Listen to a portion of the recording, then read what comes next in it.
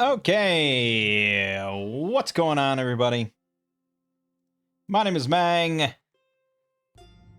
Welcome back for some more Dominion 6. Last time we tried out Fu In The, a recently updated mod, originally from Dominions 4, apparently, about a rabbit people nation. And we had a lot of rabbit fun with it. We made a lot of jackalopes, which are little tiny creatures of death that we greatly benefited from and enhanced with our bless, and it was fun. It was a fun game. But we must move on. We must to new and more exciting stuff. I don't know if that's possible, but new and different stuff at least. Let's roll a number. 238. Okay, it's going to be another one I just added.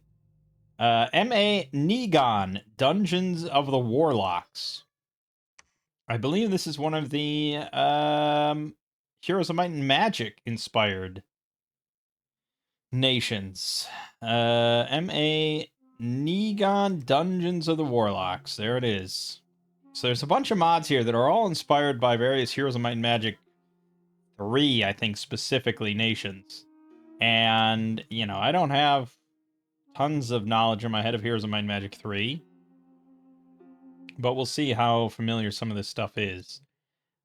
This individual on the workshop has made a lot of nations, actually, and I'm really kind of I'm glad we got to one of these because I'm very curious about balance. Because let me just find this individual's collection. So this is Enraged Eggplant. They have 52 nation mods on the workshop for Dominion 6. And a lot of them are inspired by Heroes of Might and Magic, but then there's a lot that are just like, I think just kind of like original stuff. Yeah, a lot of these are just kind of original nations. Or you know, the inspiration is not quite as clear-cut or anything like that. Here's a nation very loosely based on the sludge elf race from Dungeon Crawl Stone Soup. And the various slime creatures from that game. Now, if you've never played Dungeon Crawl Stone Soup, the slime monsters and the slime layer, or the slime level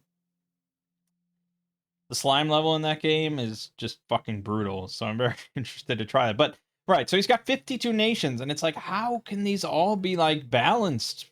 Like, that seems like an insane Herculean effort. And so I'm very curious to just try this random one now and just see how balanced it is. Because if it's good and balanced and entertaining, it's pretty easy for me to just slap on the other like 45 nations. I only grabbed a handful of them just to, like, just the most popular ones and most subscribed ones. Just to kind of see and throw them in this list. So we're gonna see. We're gonna see. So this is an MA nation. And I believe we're on 70.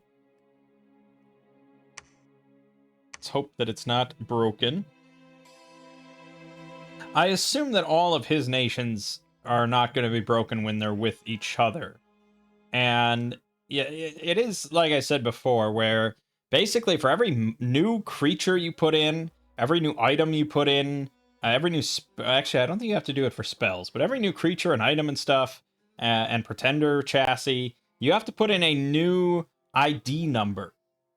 And there are only basically so many ID numbers, and it often can happen where something just overlaps. Someone picked the same ID number, and thus whatever loads afterwards, whatever loads second, just gets put into the game. But I guess this can cause just a lot of confusion with different nations, where they just get units from other nations. So that's why we see that sometimes when we were using all these mods.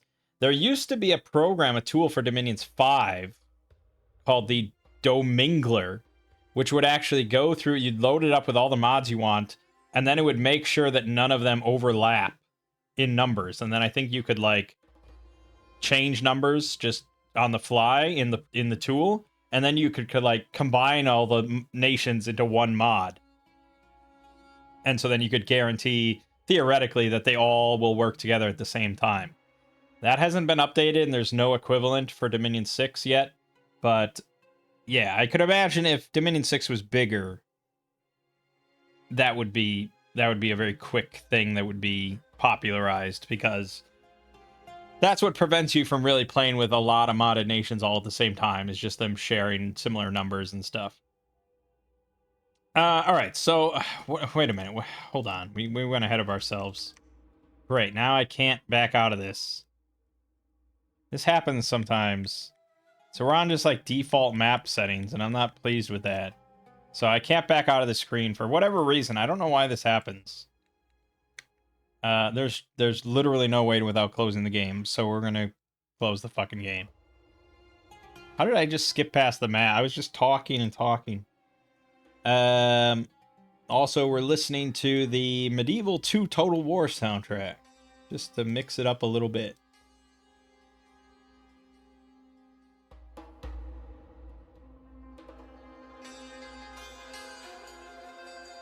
All right. Great world. What do we want to play on? What do we want to do? I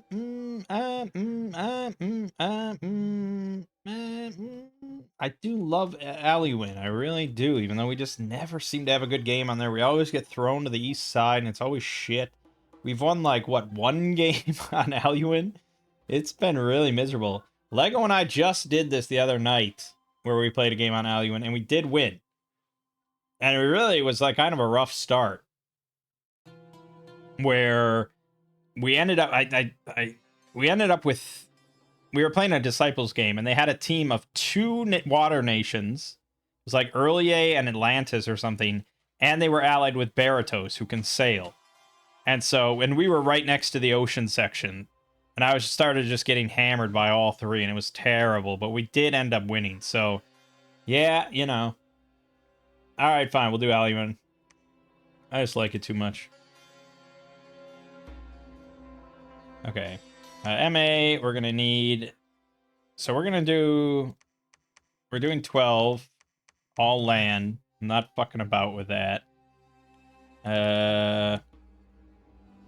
3, 6, 9, 10, 11, 12.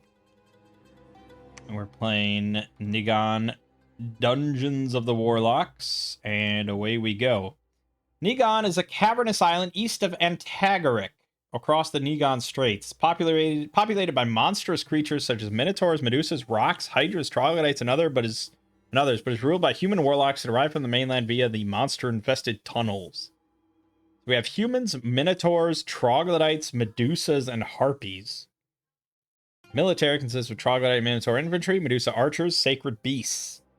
We get nature magic, water, death, earth, air, fire, astral. Wow, that's a pretty extensive mix. We have moderate priests, standard forts. Okay. You know, pretty light on the sort of unique mechanics mentioned there. We have a floating eye. Yep, it's floating. So it can cross rivers unaffected by snow. Counts as having swamp and forest survival. It's dark vision, true sight, stealthy 60. This is a great little scout with an eye beam attack. That's pretty nasty. That's pretty nasty. Troglodyte Queen. 50 leadership. 2 venomous claws, each with weak poison on it. They are blind, which is always a good thing. I feel like this term could use a slight name change. Just to be less sort of... Like, you know, like Dungeons and Dragons or something has like tremor sense or something, where they can sense things without using their visual, you know, their eyes or anything like that. They can sense vibrations and stuff. Yeah,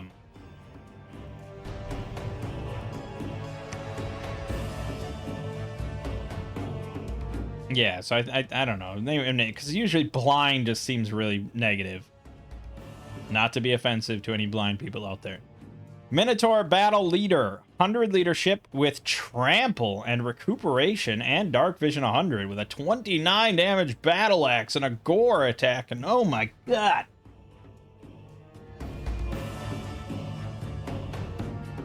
Yeah, I mean, you know, it's really one of those kind of things. Like, you could slap fucking a Vine Shield and a Frostbrand on and just have them lead armies and fight in the battle as well, you know? Like, these are some great stats for, like, if this were a unit, you'd be like, holy shit. But we haven't gotten to the Minotaur units. But yeah, I mean, 25 hit points. It is size 4, so it's not going to be able to trample much. But humans, it will trample. 18 protection, 14 morale, 9 defense. It's got armor. You know, it's... Again, if it were a unit, you'd be like, oh, it's pretty great. Like, if this were my front line and they could just trample, that'd be pretty great. Taskmaster, 100 leadership, trample, blah, blah, blah, with Taskmaster +2. Okay, okay. Length 4 whips, max 1 point of damage. Harpy Witch, 1 death, and then a 50% for a second death. So half of these will be Horde of Skeleton spammers. They are flying, they are stealthy, and they have Dark Vision 100. Harpy Hag. Astral 1, Nature 1. Then Astral Death or Nature. 20% for another one. Okay, so no matter what, these guys can do Nature Communions. But it wouldn't be my first choice. But then some of them will also be able to get to benefit from a Death Communion, which is, as far as I'm aware, pretty damn rare. Not many Death Communions you get to take advantage of, just because the amount of Horde of Skeletons you could pump out is obscene. So that, for that reason, I think we'll probably take advantage of the Hags. Beholders. Yep. They get the I-Beam attack. They get 2 Astral, 50% for a death.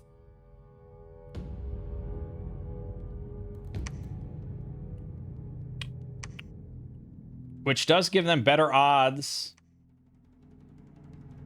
of being Horde of Skeleton spam. But it gives them a bit less flexibility, because there is benefit to having a high Nature Communion as well. And basically, we can just throw all the Harpy Hags together. One big communion. We can have some slaves with death, some masters with death, all that sort of stuff. And then we can do a lot of Horde of Skeletons, but we can also throw out, you know, big poison stuff. Or we can get to some higher end nature shit. We can do Howl and, you know, things like that. Or Oaken Army or something, you know, we can do stuff like that. So I probably lean towards the Hag still. But if this were perhaps 2 Astral, 1 Death guaranteed, that might sway it, but I'm not sure. Fire Warlock. 2 fire, 50% for Astral or Death. Well, you know, having mages, the two fire mages, you get Fireball spam, you get Falling Fires, you get Fire Elemental spam, like, you know, it's a lot of stuff. Fire and Earth are one of those things that are just really nice, because 2 fire means 3 fire, you know?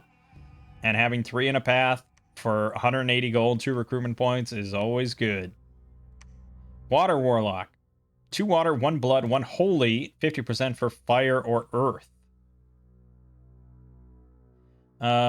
So fire gives us access to acid spells, which are kind of nice, especially in MA where we start to see a lot more armor. Water, earth. I mean, I know the flip side gives you access to like Rust Mist or something, but I'm not sure what 2 water, 1 earth gives you. But, you know, 1 earth gem gives you some earth power, but yeah, we'll see. Air Warlock. 2 air, 50% for water or astral. Water, air, cross paths. It's a fine and dandy question. There's nothing on my big chart of all the different big impactful spells and stuff. But just 2 air gives us access to mist form, which we know to be always very powerful. And, all this astral stuff can all be combined. Can always be combined. It's something. Evil Eye. 2 astral. 100% chance for a fire or air, and 20% for another one.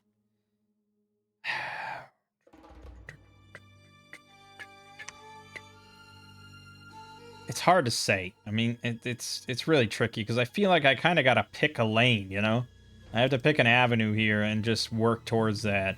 With all this communion stuff, like, yeah, you can technically throw anything that has astral into all this big soup pot of a communion, but you really want to stick with stuff that shares paths between your master and slave.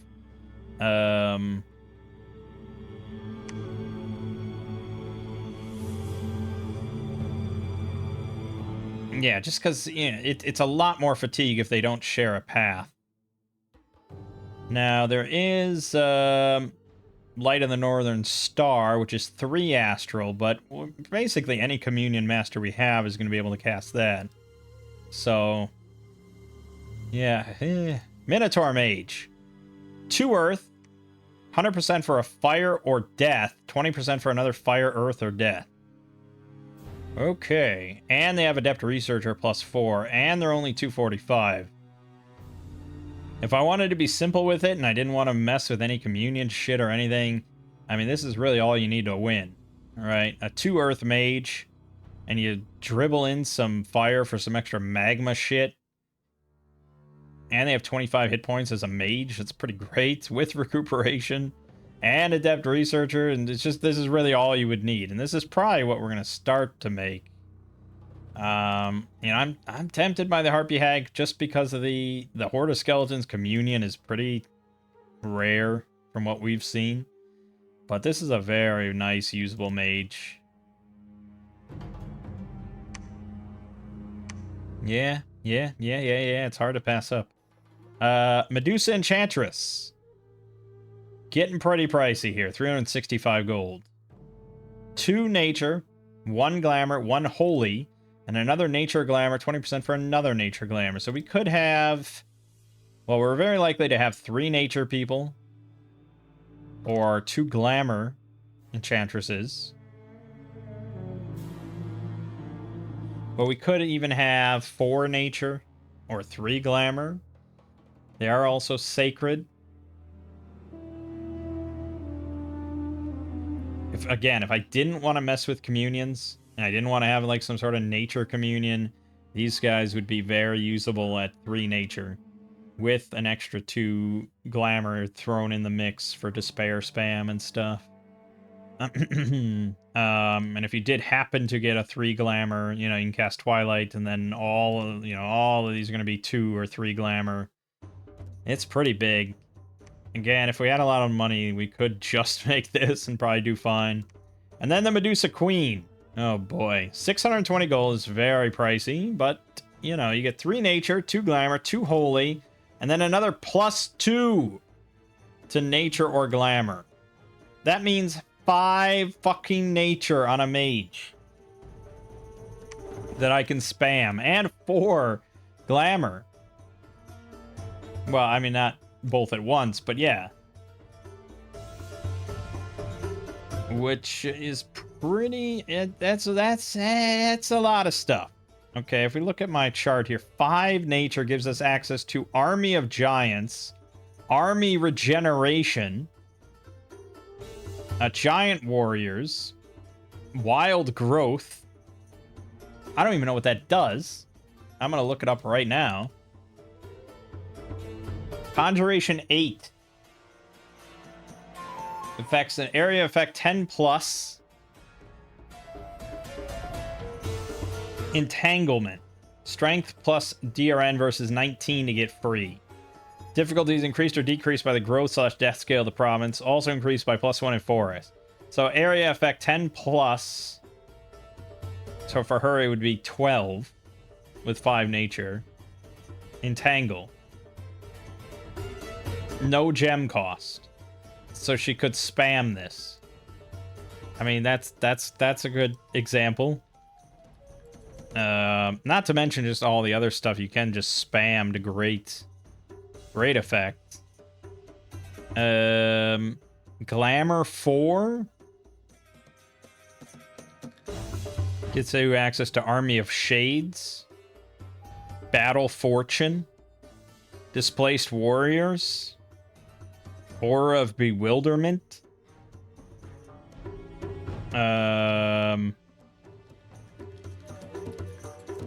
Invisibility, Illusory Army, Ghost Wolves, and there's just so much with those kind of numbers. It's crazy, and you're a level 2 priest to boot. Expensive though, so we'll have some, I'm sure, in the long run. But yeah.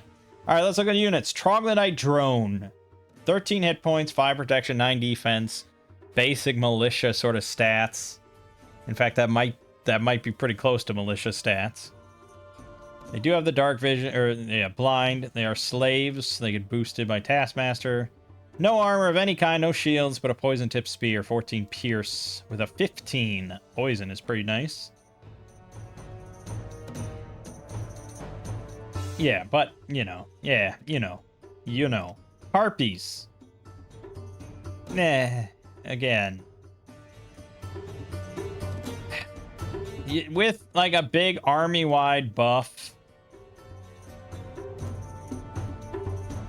some sort of big glamour thing to give them displacement or something, or Army of Mist to give them mist form in large amounts. Like, okay, sure. Like, you'll have a lot of them, and getting them all blessed, it's great. But as it is, it's just gonna die. Troglodyte Soldier. Pretty similar. Gets a shield, though. 14 defense. That is a pretty significant difference. A 4 parry shield, 16 protection is a pretty big difference. That means anything that hits from 10 to 14 on them,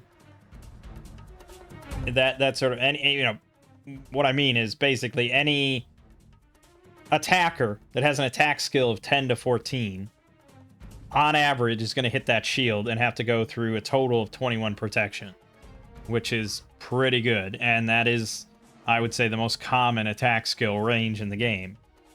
So shield is not bad. They still would benefit a lot from some buffs, but 14 piercing damage, length 3 spears with that 15 armor negating poison, not bad. Gazer, here you go. You liked that eye beam? Well, here you go. They have 0 protection, 0 armor, 10 defense. They will get absolutely shredded by any fucking arrow that even comes within their vicinity. But they have a range 30, 16 attack, 14 damage, armor piercing, magic, eye beam. 12 shots of it. Now, we talk about friendly fire quite a lot when we're talking about archers. And you may think, hey, 16 attack, that's really high. Is it, though? Is it? Based on what I understand, it is not. And the amount of precision you need to be, like, really, to avoid friendly fire on your archers, like, just completely, is pretty damn high.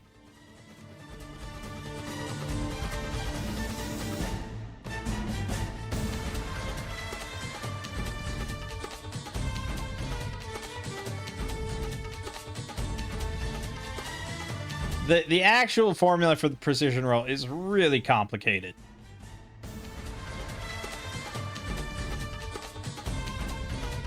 There's like all this deviation formula, stuff like that. But basically, the way that it was explained to me, well, it wasn't explained to me, but the way that I read a discussion about it, is that basically to have perfect aim, so you'll never miss the square you're intended to shoot for, to have perfect aim to add range 3, you need 10 attack. And then basically it's like 1 extra for every square past that. So to get perfect aim at 4, you need 11. And 5, you need 12. So the TAC 16 gives us perfect aim at like 9 range, which is pretty close. Now, beyond that, you know, once you start talking about the range 30, like how much deviation is there with 16 attack? That's where you get into like the really complicated formula.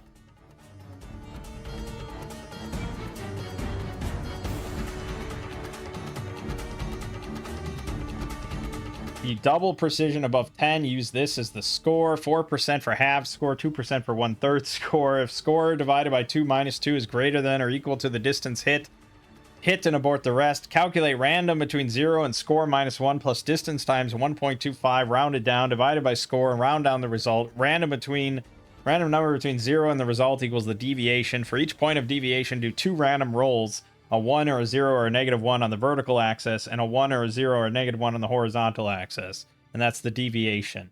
It's all really complicated. I don't, you know, it's ridiculous. And no one's really crunching all these numbers.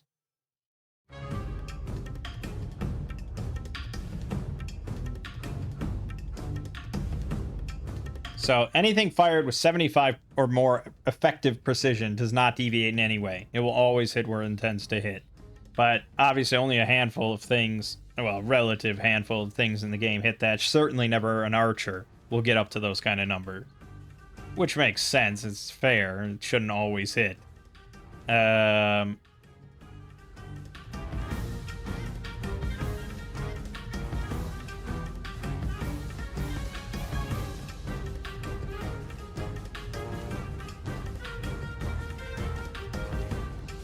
Yeah, I don't know. It's complicated. 16 is pretty accurate. Nowhere near accurate enough for me to want to throw 14 armor-piercing damage out there in mass. So it's a nice thought, but ouch. Minotaurs. Here you go. 25 hit points. Size 4, 11 protection, 8 defense, 11 MR, 13 morale.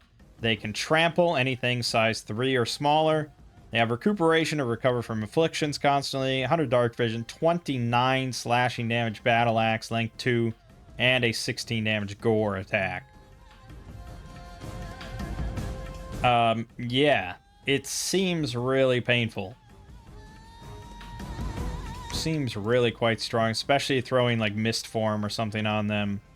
They're 2 to a square, so it's not amazing density, but what do you expect with a trampler? It's as good as you're gonna get. Then there's the Minotaur Guard.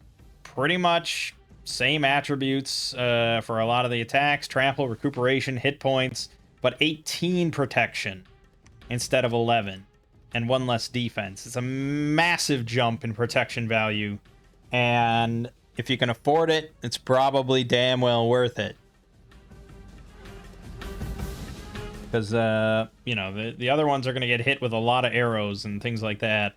And these are expensive. 50 gold, 31 resources. Pretty high end, but good God. Medusas. Sacreds. With bows. 20 hit points. 9 protection. 12 defense. No shields. They're cold-blooded. They have a short sword for 17 damage. They have their hair attack. Length 0. 8 piercing damage, but 3 attacks happen.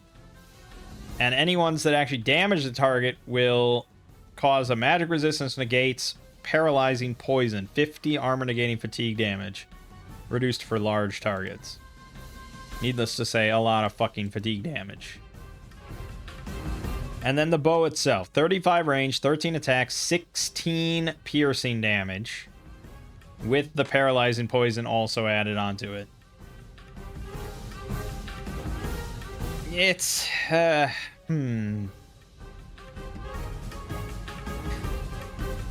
Here's the problem.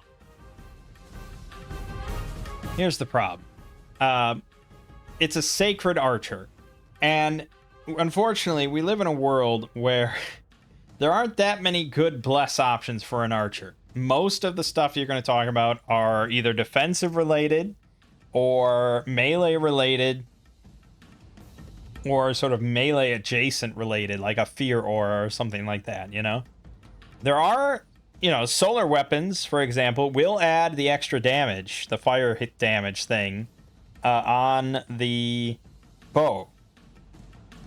But the real problem is that basically anything you take to make these guys better is just going to exacerbate the friendly fire problem.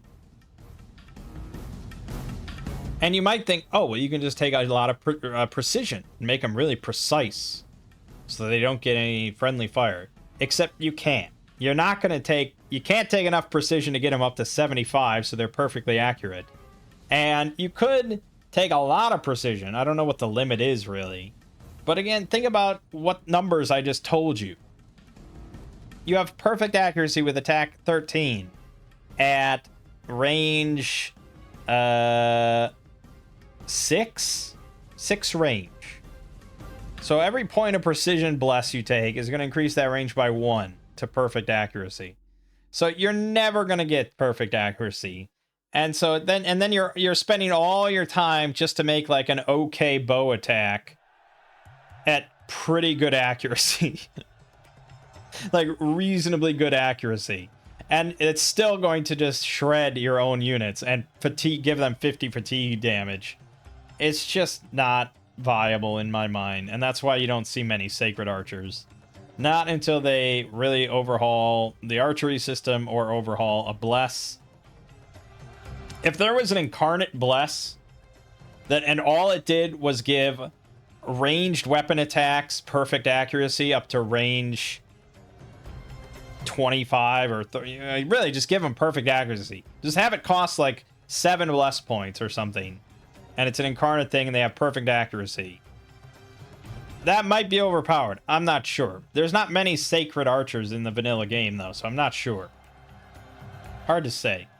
And then Mini Core, cap only Sacred Beast. So it's an animal. It's got 10 poison resistance, 30 hit points, 9 protection, 10 defense, 13 MR, 14 morale, 18 speed. Pretty fast. It's got a Stinger attack length 2, 18 attack. Holy shit. 16 damage and 35 armor negating poison on any amount of damage. And then the bite, 13 attack, 18 slashing. Well, this is cap only, and it's not really that expensive. 60 gold, 45 recruitment points. I mean, if we take order 3, we could get quite a few of these. And with regen and some sort of defensive bless, like, you could take defense skill, but really just like regen blood bond, or even enchanted blood bond, and maybe throw blur in there. I mean, some combination of that. They have a lot of hit points. Oh, larger, definitely larger. Size 4. They go to 5, and that means still 2 to a square. They get a 30%, so extra 10 health. They get an extra strength thrown in there. Larger enchanted blood surge. And maybe blur or heroism, something like that. That's the combo there, I think. So fuck the Medusa, just go mini cores. And okay, is there any unique shit? Well, yes, Infernal Troglodytes. 5+ Infernal Troglodytes for 5 fire gems. What is an Infernal Troglodyte? You will never get to know. Well, you might get to know. I have to load the mod into the mod inspector, unfortunately. Let's see. Nighon here. Let's see.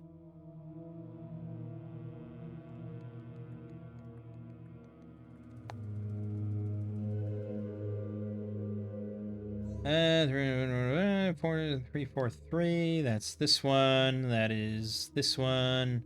Load. I will tell you the stats in a second. Infernal Troglodyte. 15 hit points, 8 protection, 11 defense. Nothing too impressive there. They have poison tip spears for 16 damage, 13 attack with a 15 poison. Pretty good. They resist fire 25, heat aura of 3. They're blind, and they are slaves. Well, they have no armor of any kind. 8 protection, 11 defense, as I said. They're not that much better than my own troglodytes, but the heat aura is kind of nice. You get 5+, but it's not many extra. It's not the worst thing I've ever seen, but it's hard to say. Cave Manticores. 3 nature, 6 nature gems. Gets you 2+. Not many more plus Cave Manticores. Which has 34 hit points. 10 protection, 11 defense, 18 speed, 14 morale, stinger, bite, and claw attack. Resist poison 10. They are flying, and they are sacred.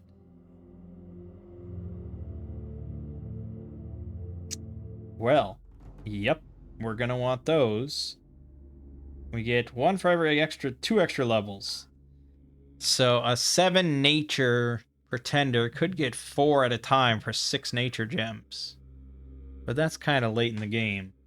Our 5 nature, though, Medusa Queens could get 3 at least for 6 gems. It's not an amazing opportunity cost there, but the gem cost is alright. Summon Scorpicores. Several sacred Scorpicores. Okay.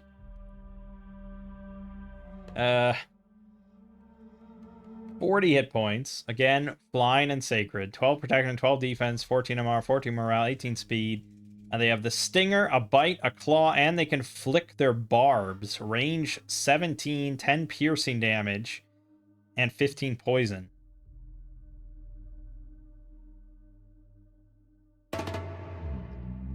Well, honestly,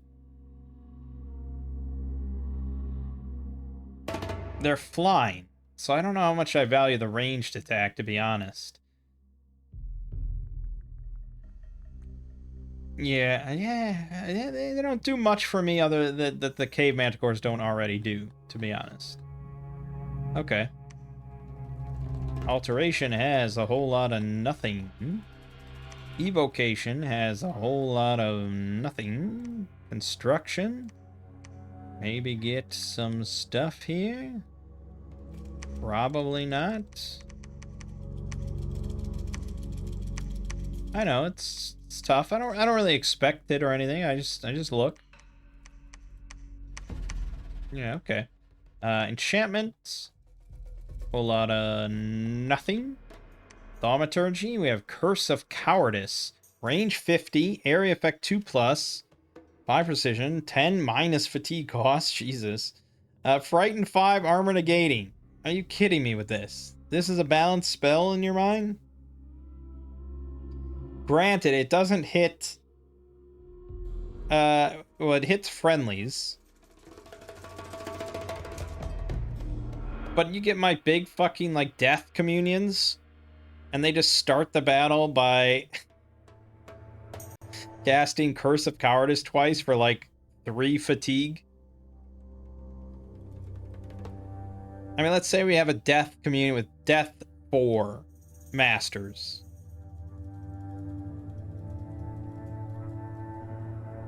That means that this is going to be area effect 5 and cost basically like 2 fatigue. There's not even a save. It's just Frighten 5 armor negating. You don't even need the community. Really, just you can have death 1 mages. Anybody that has 1 death will just sit there and spam this on anything that's not like undead or whatever.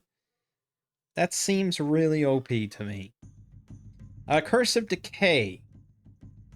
25 range, 5+ area effect, precision 3, fatigue cost 20, and it does decay damage. Now, I've always dismissed decay as not being very impressive until we did that thing with the assassins, and I saw it was basically just like a very quick-acting poison. So, if you change the word decay to literally just read damage over time, and you consider the other effects of this spell, it's pretty strong. It's a big area effect, it's good precision. It's not great range, though, admittedly, and by the time that stuff is going to be within range, your own units are going to be in range. and that's not pleasant.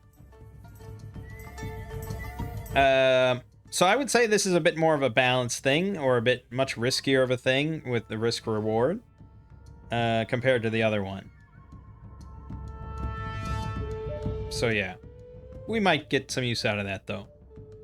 Curse of Petrification, 3 Earth, 3 Nature. Range 30, 1 area effect, 100 precision, 40 fatigue, armor negating Petrify.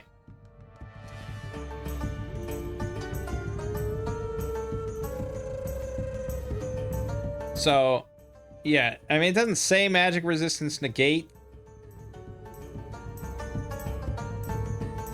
but I guess that's implied or something, because it says if the targets resist, they still get paralyzed for a short time. Not really useful the way that we play. You know, this is more like an anti-thug sort of thing, which would be pretty damn powerful, but yeah, not for our purposes. Curse of Blindness. Again, 1 person, range 20, blindness. Not super useful for our big scale battle stuff. Curse of Darkness. We're getting up to level 7 now. 3 glamour, 2 holy, 4 glamour gems.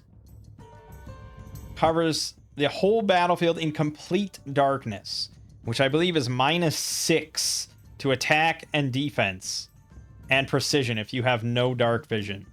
And last time I checked, we had some fucking dark vision on every unit. Everything. So that is like our creme de la creme, you know, game winner. So let's, yeah, we're definitely going to be going down Thaumaturgy. 4 glamour gems is kinda pricey. That means that we're probably not going to be able to tempt that away. Let me look at our items real quick.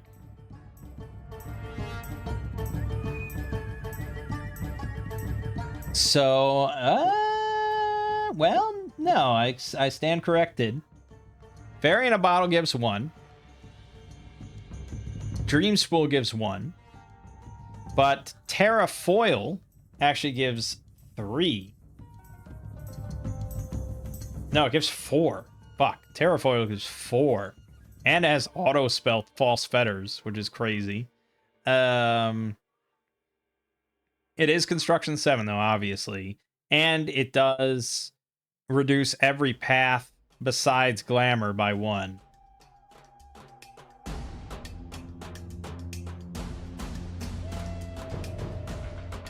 But, I mean, you just have 1 mage, and their job is to cast that spell. And they can do it without bringing along any gems. Yeah, otherwise we'd have to do Chromatic Barrier as a shield, which gives 2, and the Dream Spool and the Fairy in the Bottle. But honestly, that would cost total 24 Glamour and 4 Nature. Whereas the Terrafoil is 15 Glamour, 10 Earth. Assuming you have a 3 Glamour, 2 Earth person that can make it. Which I'm unsure of that, actually. You don't get any Earth. The Minotaur gets Earth, but doesn't get any Glamour. So yeah, we would need to have our Pretender if we wanted to get Terrafoil. And we probably do, because I feel like Construction 7 and then Thaumaturgy... What was that, 7? Yeah. Thaumaturgy 7, Construction 7 is basically like a game win button. That is very potent. What's odd is I feel like there's other spells that do this, though, right? Isn't there other darkness spells or something? Right. So there's Darkness. Alteration 6. It's 4 death, 4 death gems. Gives -6 to the whole battlefield darkness.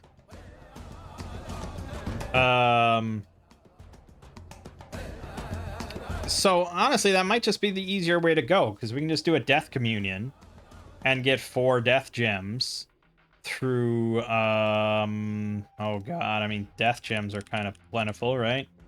No, not really. The Ghost Orb gives 2, and the Ancient Casket gives 4.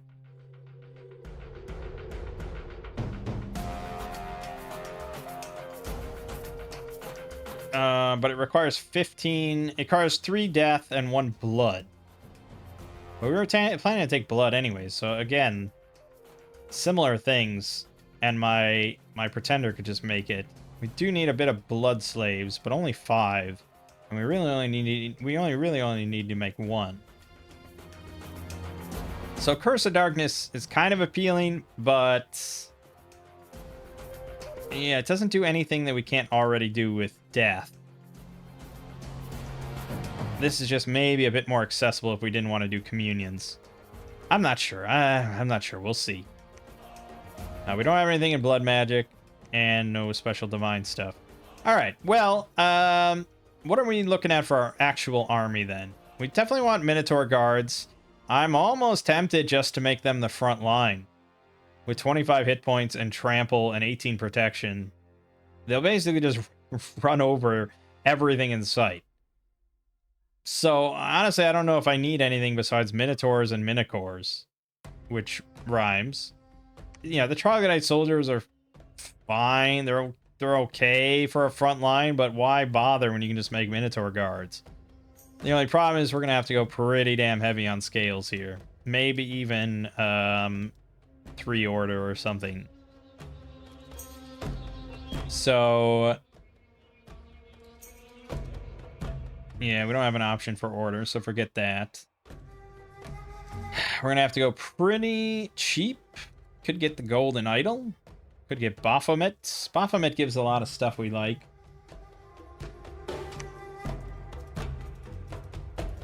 Body of Cyclops is huge and as hard as rock.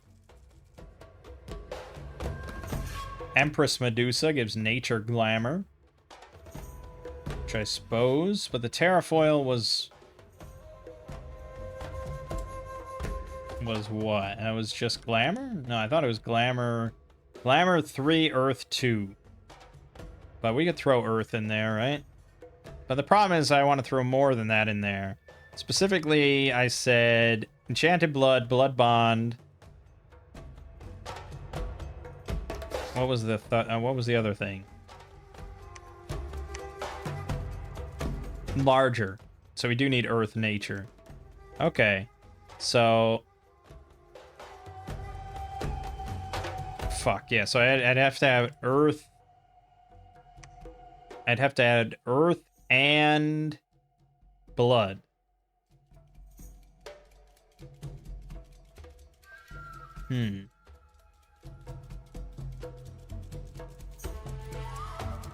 Well, the Monolith would only have to add Blood.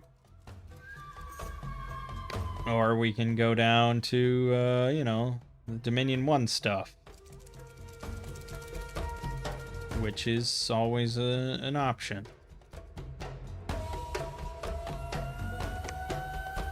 It's not maybe a great option, but we'd have to get this. We'd have to get at least 3 here, 3 here.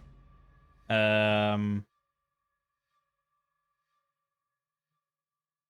think we have to go higher than that, though, right? 4 Earth, 3 Nature for larger. And then for Blood... See, the problem with Blood Bond is it's incarnate.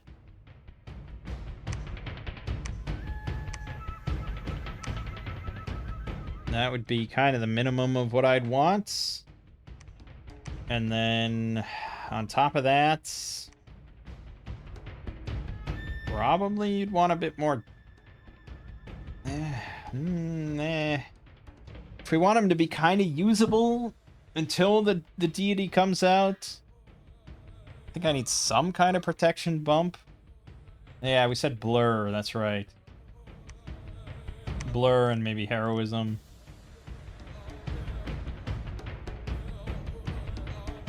It's a hefty bless, I gotta say. Especially because we want, like, 2 here, 2 here. Maybe cold 1, misfortune 1, even death 1. And then we take, I don't know. Take some death there.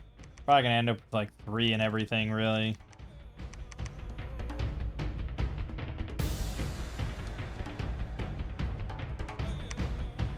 Something like that.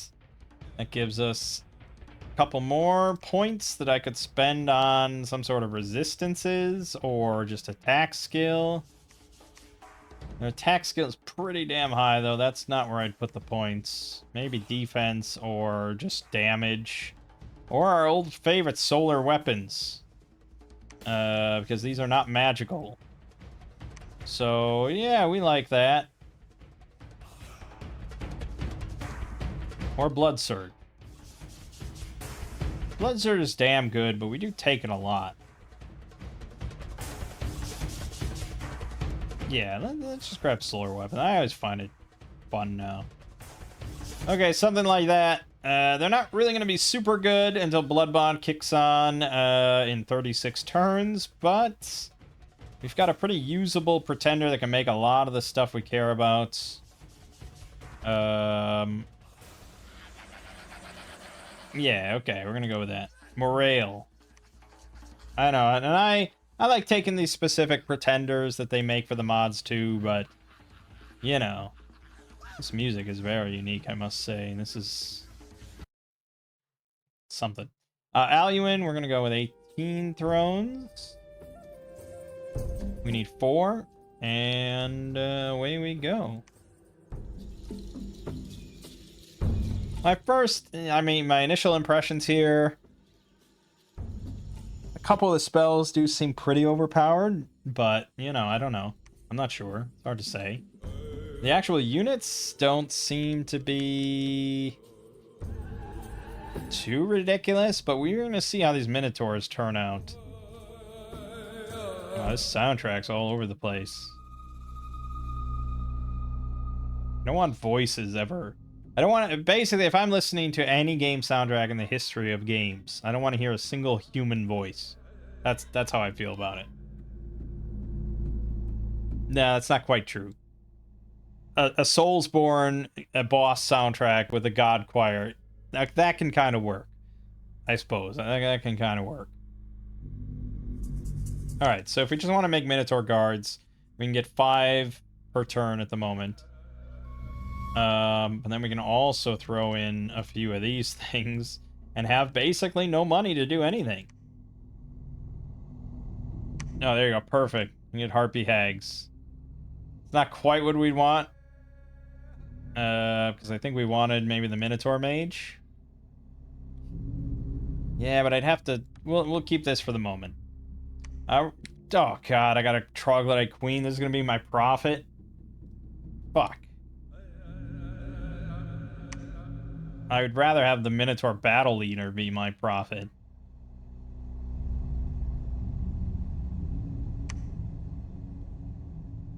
Is that racist? I don't want this filthy subhuman scum to be my prophet. Alright, now to correct my own racism, I will make him my prophet. Or, I will make her my prophet. Our scouts. Well, let's see. We didn't start here. I didn't even process that at first, but this is a great starting spot, theoretically, if we have the whole continent to ourselves. So the first thing we're going to do is send our scout northwards. What, he can't fly through the woods? What the fuck? We have a throne right next to us, which is a little too close, but it's fine. We have to operate on the assumption that there is going to be someone here and there's going to be no other thrones on this island. We have to work under that assumption at the moment. Unfortunately, this throne, or fortunately, depending on how it works out, this kind of cuts off our access here. So we'd have to go through here to get further south. There is a connection here. There's gonna be something in this mix. Something in here or something in here that's gonna draw our attention. And if there is a nation here, God forbid, it's really gonna draw a lot of our focus. Because we either have to desperately sign an NAP with them or go to war with them. But if there's no one here, where this can all be taken kind of at our leisure. And we want to focus more on just getting a fort here, if nothing else.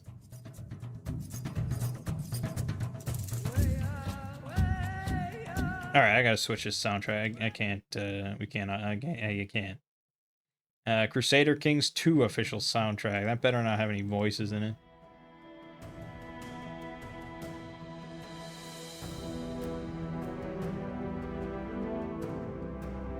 Right, so, you know, it depends on where the thrones are, but having a fort here, no matter what, no matter what's beyond it, is just kind of a smart decision. Okay, as for research, yeah, thaumaturgy, at least 2, getting the Curse of Cowardice. This spell is obscenely powerful, I feel. Beyond that, we could go down to thaumaturgy 4 to get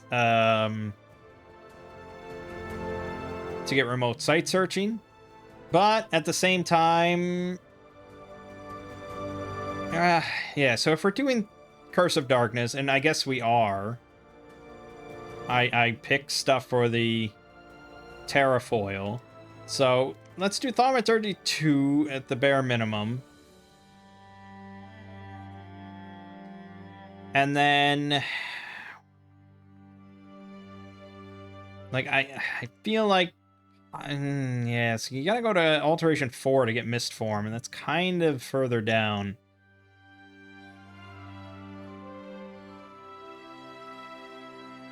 Sort of, I mean, construction, we need a lot of that. We need a lot of everything. We're going to be making Minotaur mages, and really, I mean, Soldiers of Steel is going to help us even more and more and more, so probably we want to go down construction, get Summon Earth Power, get more construction, and get Soldiers of Steel. Because once I have a little bit of money, we're going to make Minotaurs mages. Okay, who are we all playing with? We have Arcoscephali, Man, Ashdod, Tianchi, Shinoyama, Kalem, Mictlan, M.A. Mictlan, Zabalba, Phaecia, Vanarus, and Svarogia. Human and demonic spirits with Wolfkin and Haiduk.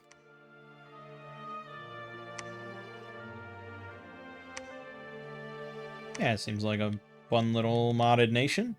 Nothing super cancerous. No, like, really aquatic nations slipping in here or anything like that. So, good, I guess. We have just a bunch of troglodytes doing troglodyte stuff. Boy, I don't know. I guess lump them all together and put them in there and attack closest. And this is just going to be a whole attack rear.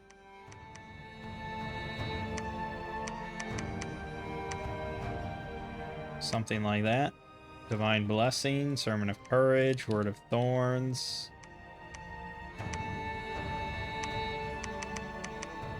Flip that. Sermon of Courage, Divine Blessing, Word of Thorns. Are you hearing this? Like, they just can't help themselves. Okay. I mean, this is... I know for a fact Hollow Knight doesn't use any fucking voices, so we're just gonna listen to that. Alright, so we have Heavy Infantry, Archer, Militia. Heavy Infantry, Militia, Archer. The Throne has... I mean, right now the Throne is almost looking like the easiest option. And Horse Tribe Cavalry. The Horse Tribe Cavalry might not do much against my Minotaurs, but... I guess we'll attempt the Forest. Oh, I guess we'll attempt this. See how it goes.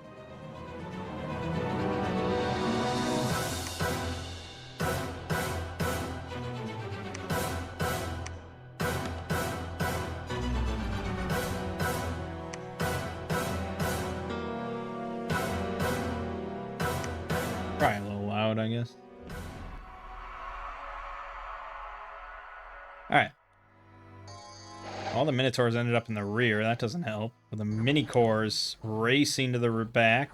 Shredding the commanders instantly. Holy God. Well, that kind of settled it, didn't it? Holy shit. We lost 10 Troglodyte drones and 2 soldiers in that very brief spat. That's why we're not making any of them.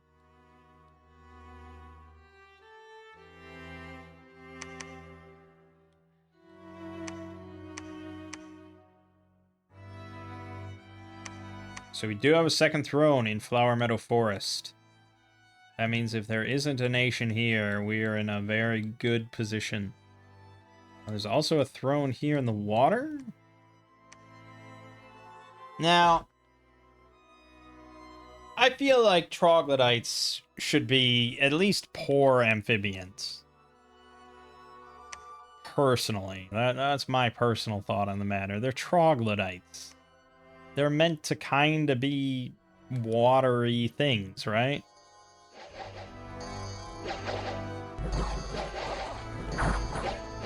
I just want to see some trampling happening here. Oh, I've seen some routing happening here. Shit. And our mini, everything routed. Fuck. Damn. Damn. Those damn troglodytes HP routed me. We lost 2 Minotaur guards because of it. And this is why you don't make chaff. You understand? Just shit chaff.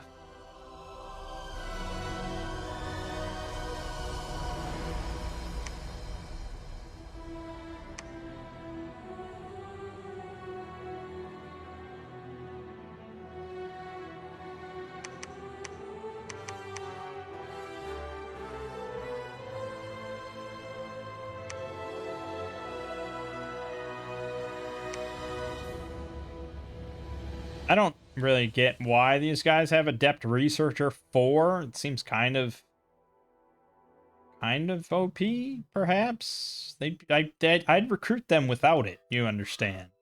They don't need to have that. Svarogia, the other modded nation, is right here. Well, we could fucking run them over. But yeah, actually rushing down a nation and eliminating them in the first year is kind of tricky, I think. Except for like the extreme, like giant nations.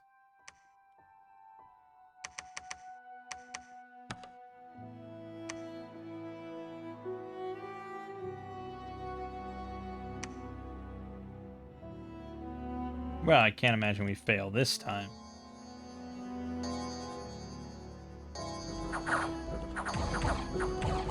Boom. Get run over. Yep, get rid of all those nasty little troglodytes. We have no use for them. Alright, he's gonna be a thorn in my side constantly, right?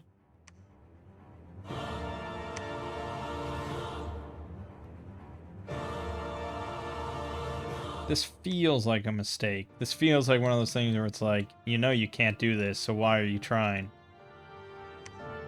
Yeah, fuck it. Clear the cap circle first. Let him breathe. We'll get him.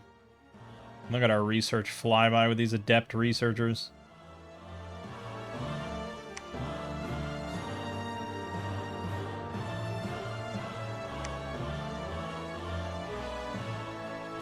Pretty solid.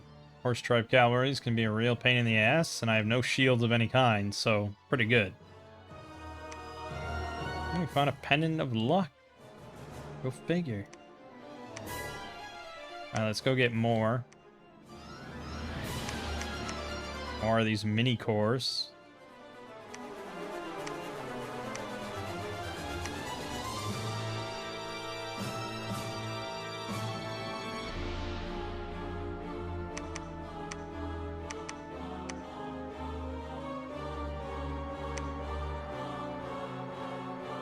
I'm gonna take 2 mages with me.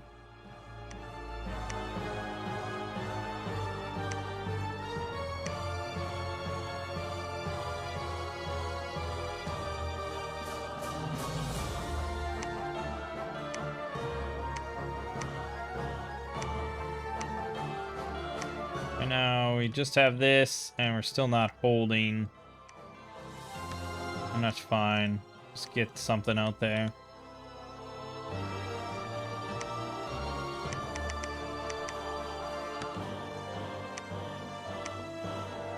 I know, my money. My money.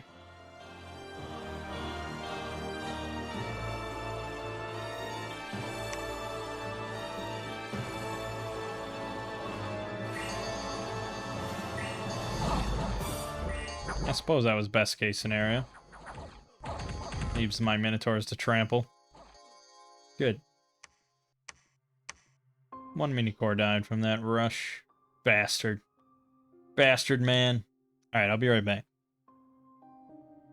Okay. Where were we? Oh, right. We were about to go to fucking war. Well. Yeah. It benefits us a hell of a lot to take his capital. It benefits us so fucking negatively to not take his capital and try. It benefits us a decent amount for him to sign an NAP and never bother us ever again. It hurts us quite a bit if we don't get an NAP and he starts attacking us. So this is sort of the spectrum we're on here. So it's attacking him is certainly pretty high risk for a reasonably high reward. He can outbuy us. So it's really mostly just like, is my modded nation better than his modded nation?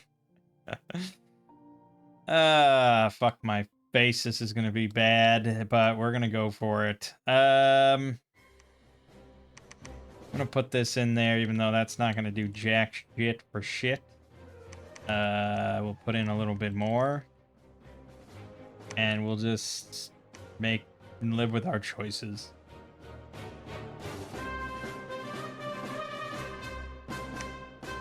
We lost 8 fucking sacreds. And 1 guard.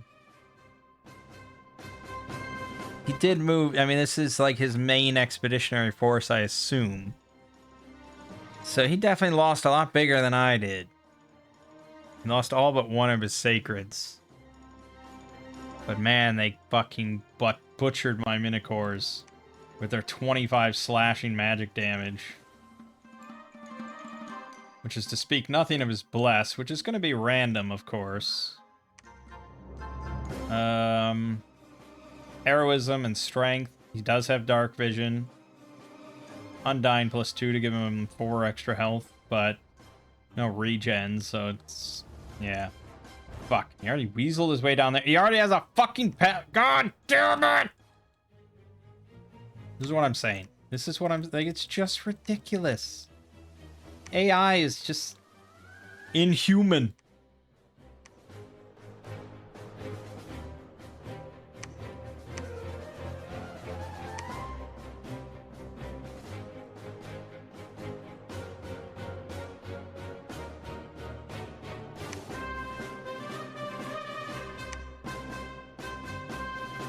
Okay, that's good. Moderately damaged, that's good. He doesn't really have anything in there. His army size is, took a big dive. So, presume he has another 50 troops here and there. Depends how many are his sacreds, I suppose. But our Minotaurs are pretty damn strong, to say the least. We're probably going to want to get a second army, a couple extra mages along. Let's get a Minotaur battle leader. And fuck it, get more Minotaurs. Seem pretty damn good.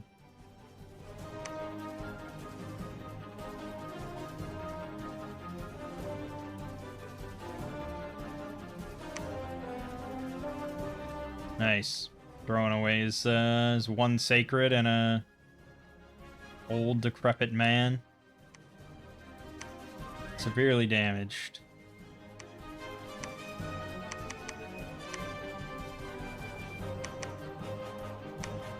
Alright, good. Yeah, we're gonna hit construction 4 by the time I get there, so just grab a couple extra. Mictlin is to our east, so there's that.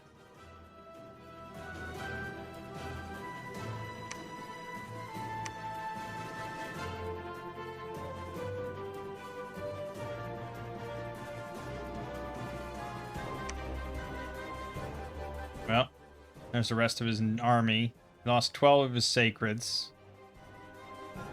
And I lost 20. I lost everything. There was a total fucking death. Which includes my, my profit.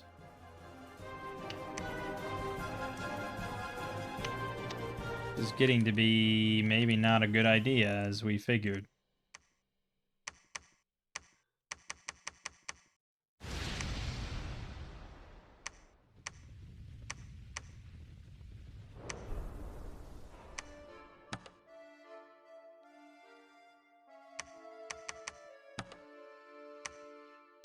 Probably double line, I guess.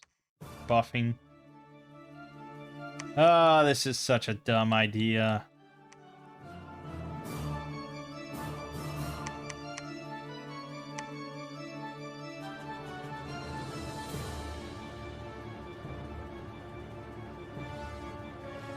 Well, we won, but who's to say how well we won?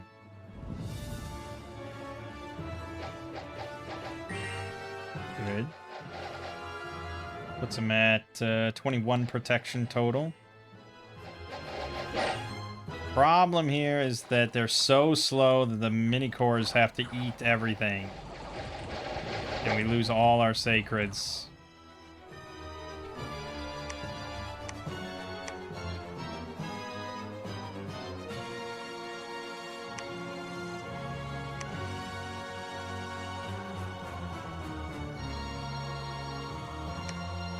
Lightly damaged. Fuck. Yeah, so we have to move this. Well, doesn't matter now, but you know, we do need to move them. They're very slow. The problem is just the amount of units that he can pour out, even just out of presumably 4 provinces in his capital. I mean, you can get quite a bit out there. Probably more than I can. Well, certainly more than I can, because I don't have 30% extra resources. If we can weather the storm for one more turn. Alright, yeah, make another battle leader.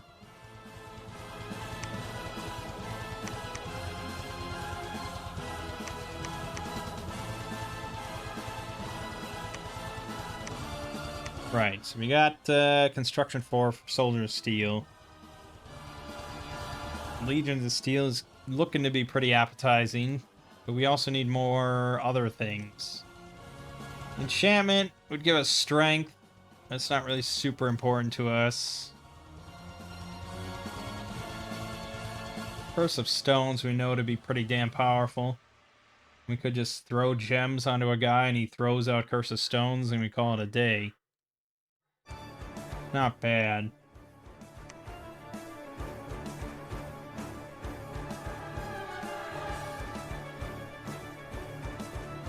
And that also is the point where we get mist forms, so probably yes.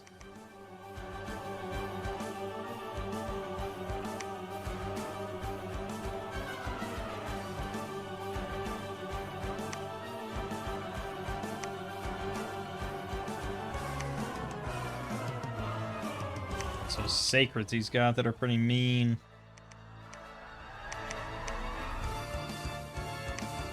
Alright, another 2 mages. Bucket. They're expendable. We're gonna have to survive this fight, though. Fingers crossed.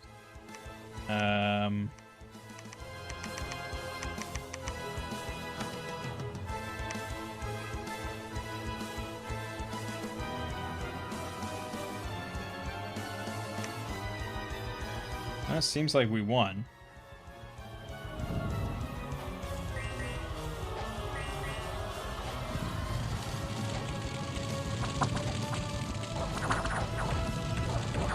Trample is strong, that's why I picked it. An armored trampling frontliner with battle axes is very rare. Usually that comes with some vulnerabilities. Yeah, clean sweep. I mean, he only had 7 Ancestral Warriors, and no bless of any kind on him. 25% rebate while Mother Oak is active. Damn. The rest of his shit. I mean, his Axemen could hit us. The Trample is just so sudden and so impactful. Okay,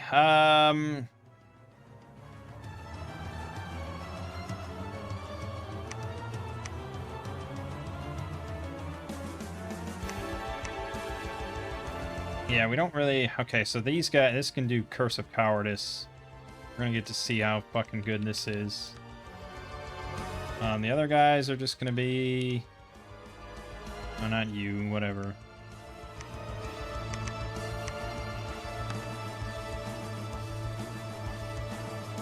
Yeah, just more Soldier of Steel. Just want to ensure... I don't really have any buffs for them to cast on the mini cores. And at this point, we could, I guess, get lesser fire elementals, but I have no resistances.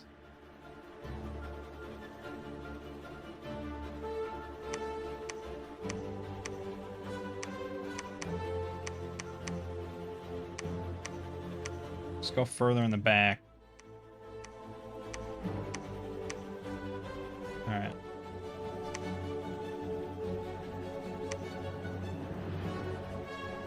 What section of the game is this from? This sounds like it's from Hook or something. Oh, this is the White Defender. Okay. Sure.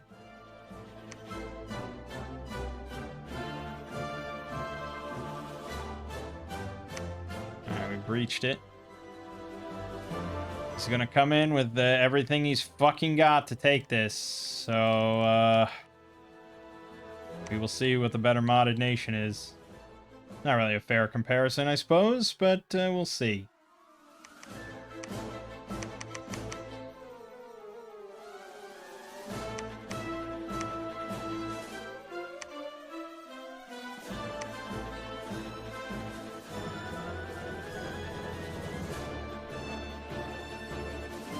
Now we can get a profit. He did not attack. That is mind-blowing stupid.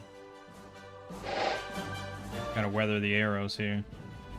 But thankfully we're all fucking Minotaurs with 25 hit points.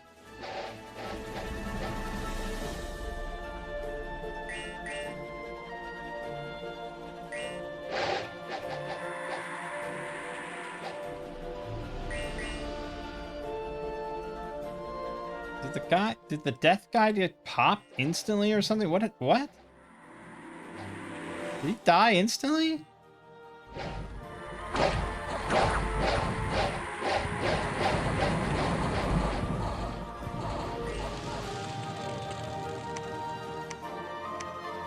He did. He got fucking sniped in the opening volley in the head. Holy shit. We gotta rewatch this, because he got 25 hit points, and he doesn't have 0 protection. I guess on the head he does. Boom. Boom. 32 fucking damage on a headshot. Oh my god. Well, we will still have to wait then to see it. Okay. Well, yeah, our mini cores haven't been blessed, which has been part of the problem. So we're going to wait here. We're going to become the prophet. He's got a lot of flagellants, which are pretty shit. I could put money into PD, but it's honestly just a waste.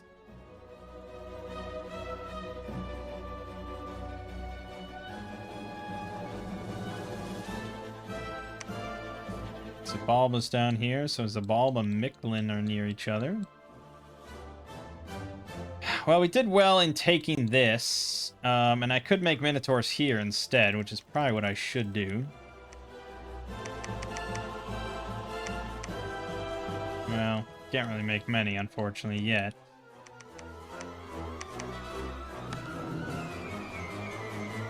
Damn short on money here.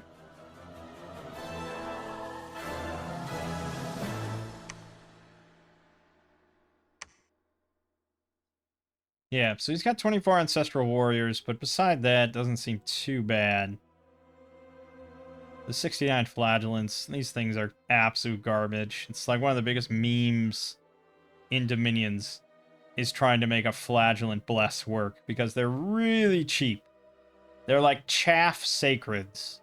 0 protection, 6 defense, 9 hit points. And it's just like you know, so certain like Marignon or something like, yeah, I think EA Marignon can make flagellants. It's like always a meme to try to make the like putting them like where they explode in a fire explosion on death or something like, and just trying to make it work, and it just never will work. You killed my fucking eye. Why do I go in the capital? What am I hoping to see in there? All right, so we can't. Oh, he's got 40 fucking more. He's about to move in.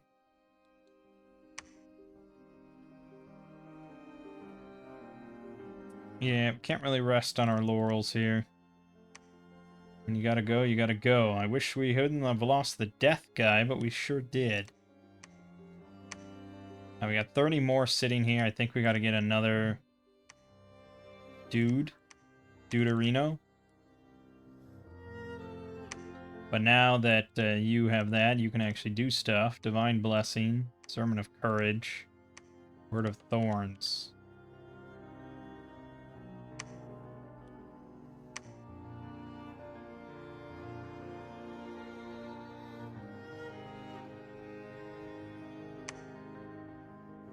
This is the thing with these early wars. You're throwing so much time and resources into a war while everyone else is gaining provinces left and right. And you're really not gaining any provinces here. You're just kind of preventing future loss and future conflict. But it's temporarily it's really hard to say if it's worth the time and effort.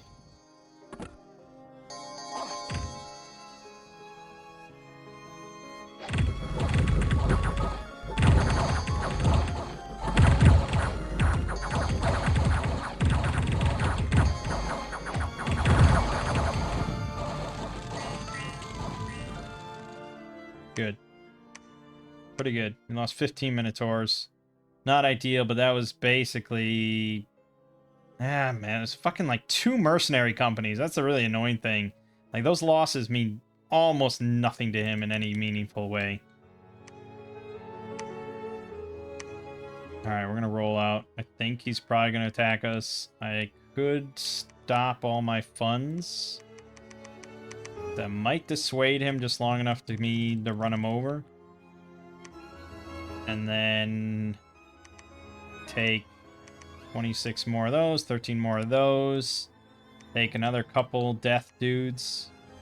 Get there to reinforce.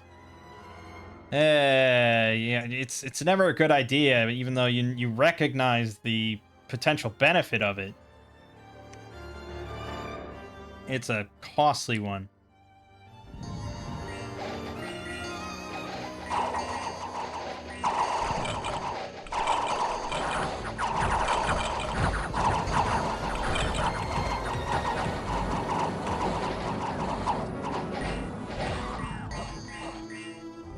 Costly one.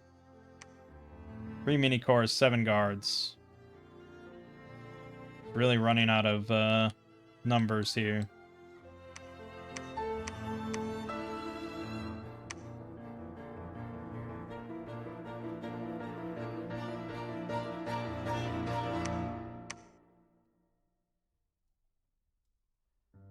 I could delay the capital, but it's like, who's to say how far out he is? Can kind of cheat by looking here and see that he's let's see, he's probably about 3 below where I am, based on what I see. I don't know if that counts the capital or not. Let's just, well, either way, let's assume not. So 1, 2, 3, 4, 5, 6.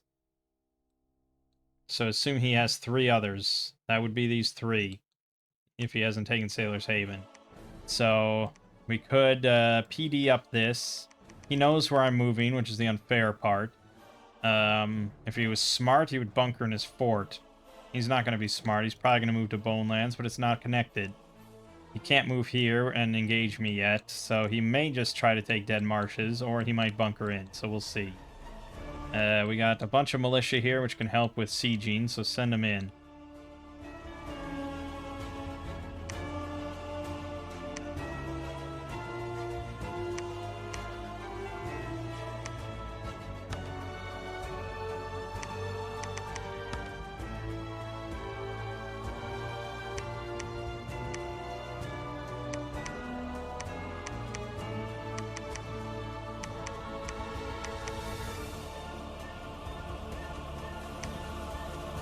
Hmm. Hmm. Right, so we attacked Dead Marshes. And he did have some stuff there. No, wait a minute. Oh, this is my PD. Right, okay, this is my PD. All these slingers against his ancestral warriors. Yeah, easy victory for him, of course. I don't know if he even lost anything. He did. He lost 6 of his sacreds, so probably worth the money. And then us in Bone Lands, which we did take, but it's never a question of if. Well, I guess sometimes it's a question of if. He had nothing there.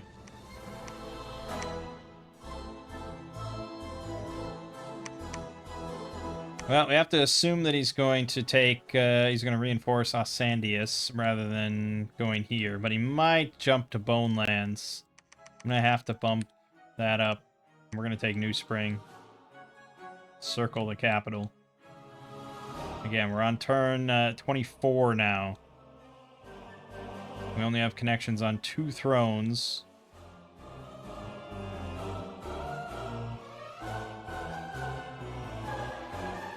And this war didn't even really get us a connection on a throne that we didn't have already. So, yeah, not stellar. He attacked Silent Wetlands, lost all the rest to PD. Excellent. We attacked New Spring, cleared it. We attacked Oxandius, lost 1 mini-core, cleared it. Okay, good. He didn't take Sailor's Haven. He's down to his last couple. No, we can't afford to do that. Can't afford to do that, so we gotta move in together.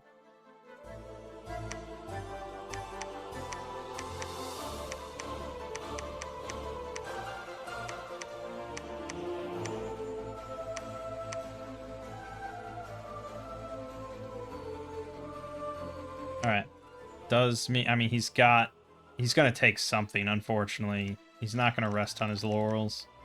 So, we can put PD in, but it's basically throwing money away, and we haven't recruited anything in quite a while.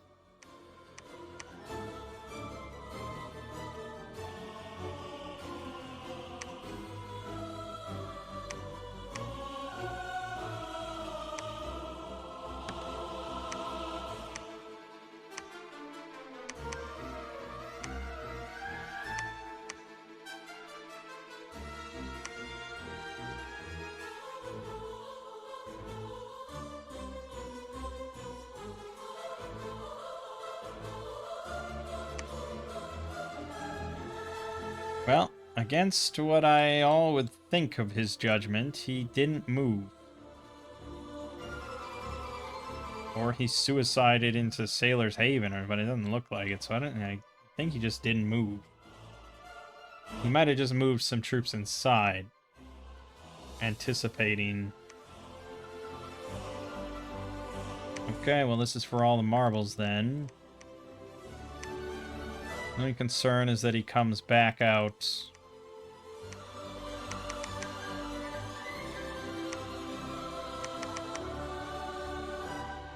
Fuck, he still has Silver Fangs down here. God damn it.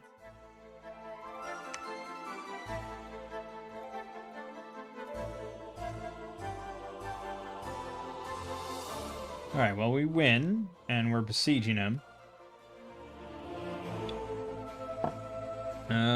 Yeah, that means basically he has nothing outside, it's all inside.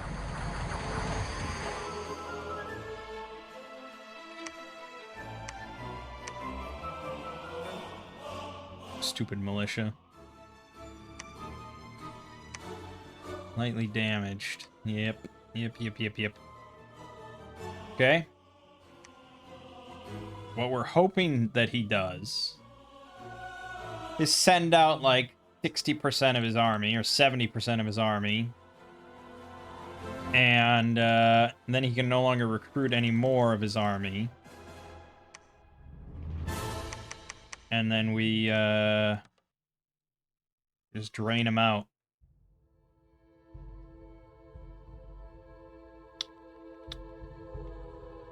You know, due to the way... So you can starve him out, right? But we don't really need to kill off his units, because that's a long, slow process. What you really want us to get is the starving modifier. Because if your units are starving, it depends... So, you know, they consume as much supply as they can. But any ones that don't get to it... Because a random selection of units are not fed each month, with total supply size generally equivalent to the amount of unmet supply usage. So,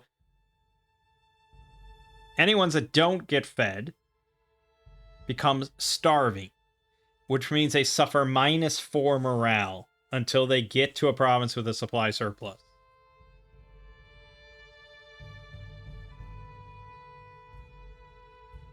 And then, if while they're starving, they have a 5% chance to get diseased each turn while they're starving. If then the next turn they still don't get to eat, whether because they randomly get chosen to not eat again or because there's no food anywhere, then their chance to get disease jumps up to 50%. But disease is really just like, you know, a slow death.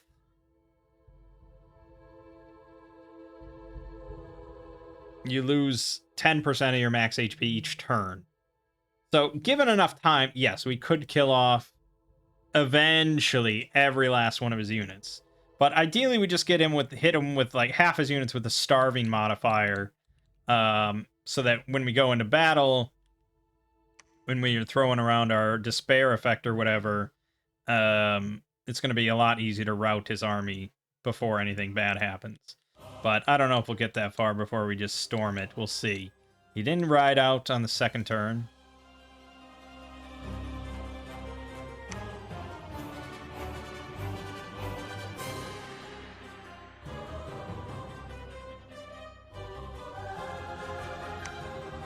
Gunnar the Minotaur Headsman appeared. 150 leadership.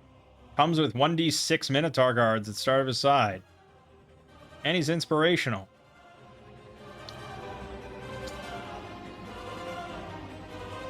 It's pretty thuggy. Like, honestly, just give him, like, 5 Minotaurs as bodyguards. And then he just set himself to immediately go attack. So him and his 1d6 plus 5 just stomp everything in sight. It's not bad. But really, it's just nice to get another free commander. But we're going to wait to send you out just yet. Though I do have 10 units here. We'll want to bolster it for the final storming. Which is taking a while.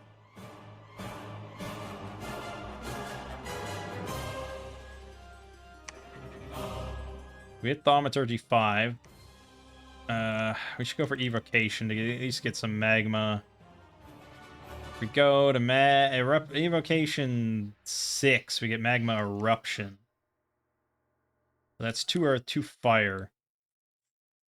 We'd have to fire in a jar up to Phoenix Power. It's a little lofty, so let's just get at least Magma Bolts. Those are pretty damn good. Quite a heavy amount of damage. We'll do Evocation 3. And then, yeah, we could get, you know, Enchantment gives us a lot. We got Mist Form. I could switch off Earth Mages now. Let's get Construction 5 at the very least. And then maybe just bounce between them until we get up to that point. Yeah, let's probably switch off those for the moment and go to the Air Mages.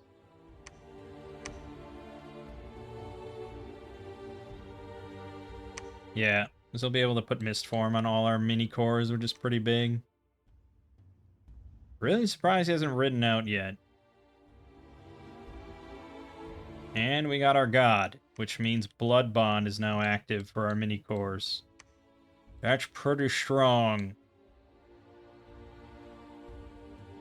I think you're going to be site searching, because we neglected the shit out of that. and you will find basically everything. Alright, Gunnar.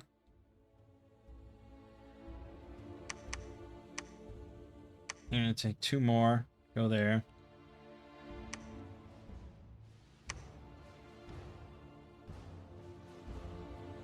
It's nice to have his nuts in a fucking vice, though, and he can't do anything.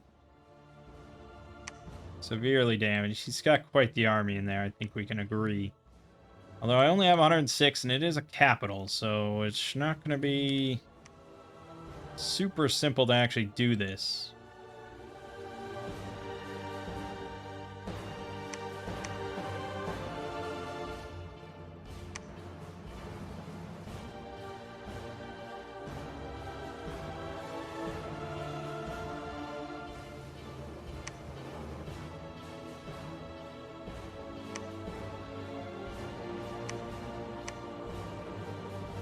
Edge Wizard and Necromancer, huh? Damn. Okay. Jeez. Horde of Skeletons up the ass! That's really all you ever need. Good lord. That's like the best fucking magic site you can find in this game.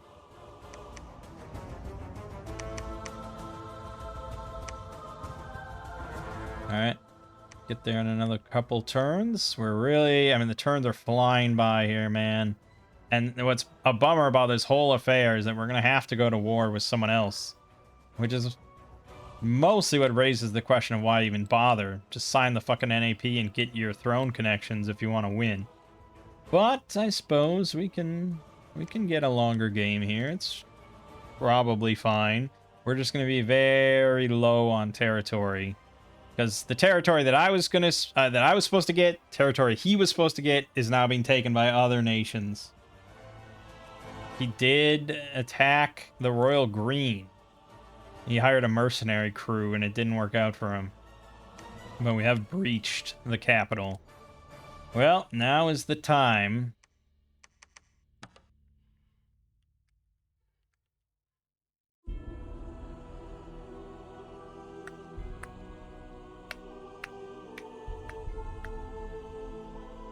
Yeah, I guess they're just spamming Curse of Cowardice. And then the Air Mages. You're specifically just going to be putting Mist Form on.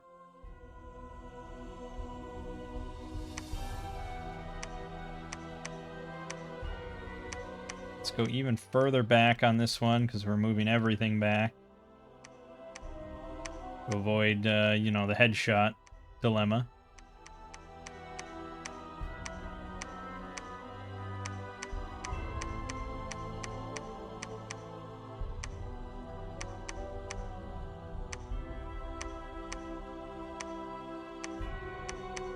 And then range 50 on this Curse of Cowardice. I'm hoping to just spam it all over his guards from a distance before he even start to move in.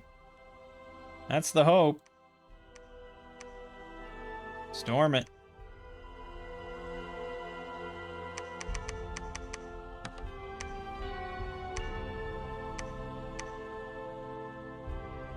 And away we go. Could have done a lot more. Could have done Curse of Stones or something, you know, just something. A message from Savarogia. That's pretty good. That's a good start. He still can do an arrow volley on my ass. But Curse of Cowardice, just dumping. Just constant dumping. Oh, the fucking Griffin shits. Imps. Griffins, Curse of Cowardice, it's now hitting my own troops, of course. Lowering their morale out the ass. Aim forward.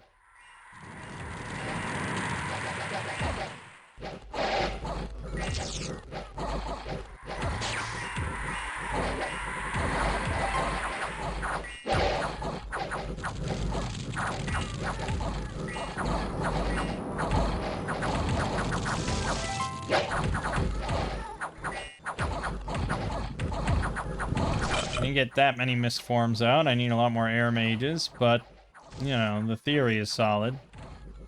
Just gotta deal with a lot of the shit that he's summoning. Bugs and imps and shit. Thankfully, we have trample, so we're gonna just start trampling over him. That's the idea, at least. That was the theory. Okay, okay. Alright, we won. At what cost?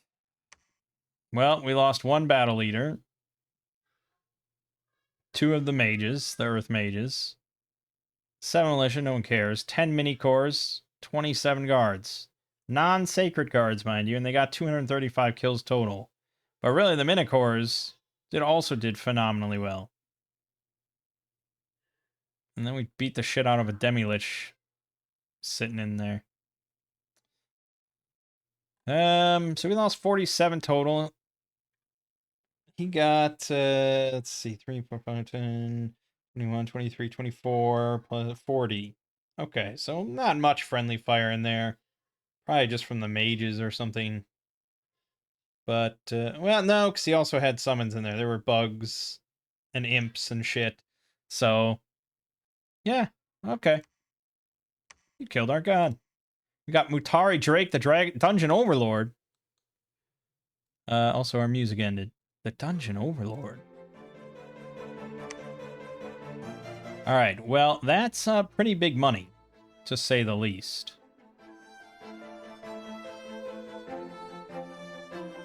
But we want to make sure that this guy is absolutely eliminated, so we will make sure of it. Mutari Drake, 4 fire, 2 earth, and can shape change into the Dungeon Overlord. Yup. Fear 5, fire 25, poison 15, flying, with dragon fire and a barbed tail. Sort of a pretender light, I would say.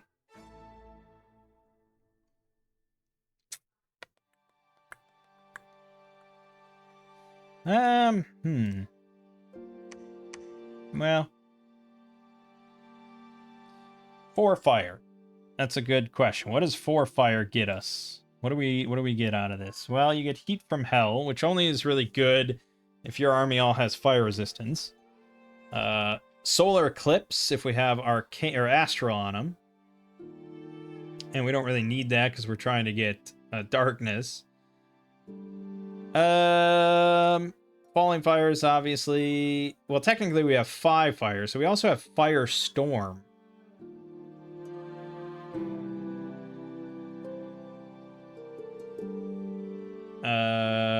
Living fire, I suppose, is on the table.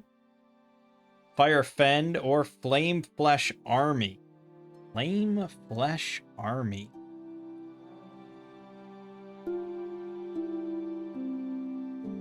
So that's cold resistance plus 5.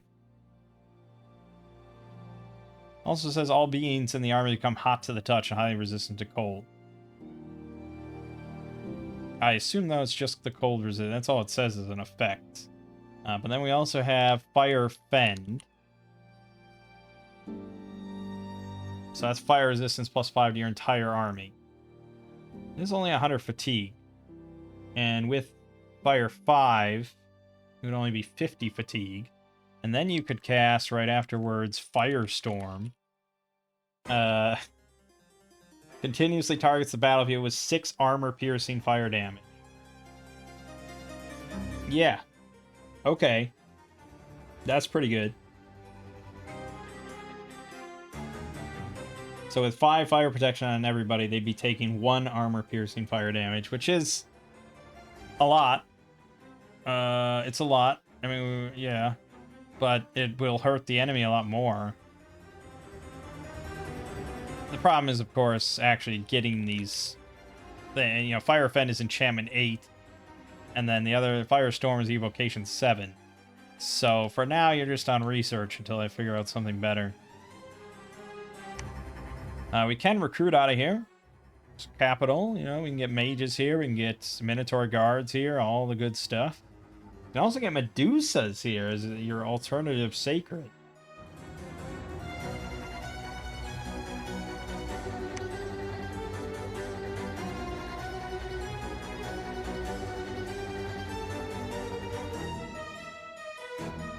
And honestly, like, even with the bless we have, like, if your army consisted of nothing but Medusas, it would be pretty strong. Because they all could just lob out the bow forever. And then if anything does get into melee, they have to contend with the 20 damage short swords. And we would have Blood Bond between all of them, and they're all regenning. And, 9 protection, 26 hit points is not terrible.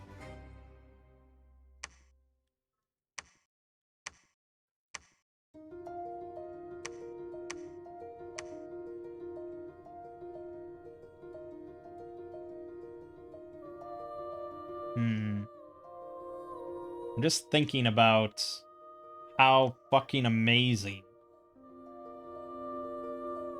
Army of Mist would be. Like, just game fucking changing, Mist form on your entire army. But we'd have to do quite a bit of Communion's work there.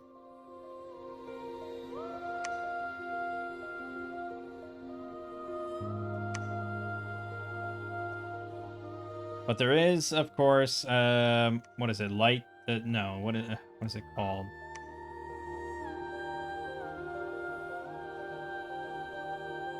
What is it called? Where you buff everything by 1.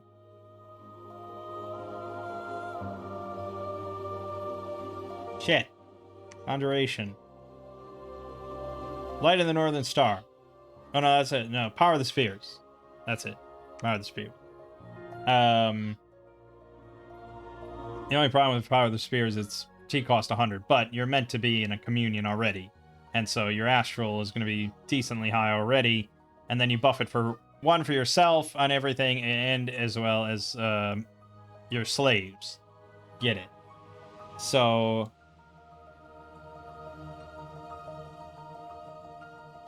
Storm Power would be good, but I really only need to get to, like, 3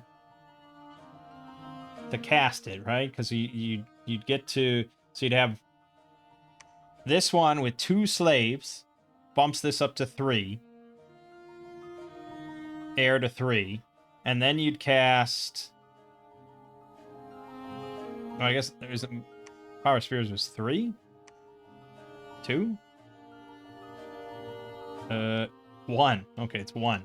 So you bump it up to 1. So you bump it up to 4 then. And then you use a gem to upcast to 5 for Army of Mist. But then you also have to spend 3 more gems, and you can't spend that many gems, I don't think. Well, no, because it's your skill in it. You should be able to spend 4 total. 1 to upcast, 3 to cast. I mean, based on what I understand, you should be able to do that. But obviously having, like, 2 extra slaves would kind of just make it a lot easier. And then you wouldn't have to upcast. And you would just spend 3 air gems. So then it's a matter of, can I get 3 temp air gems? Let me look. Bag of Winds is 1. Storm in a Bottle is 2. Already we have 3. But what about the Astral? Well, instead, at Construction 7, there is the Cloak of Astral Storms. Which gives you 4 fucking temporary air gems. Requires 3 air, 1 astral to make. But I'm pretty sure my god can do that. Yeah, no problem.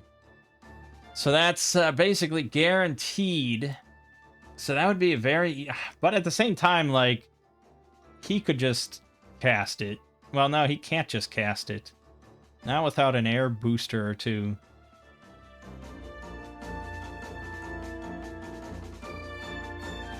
I know there's Storm Power if we cast Storm, but I guess I could cast Storm, but it's kind of a waste. But yeah, I suppose Storm is also on the table. I think that's... Alteration? It's Alteration. That's 4 air, 1 gem. But, it's doable.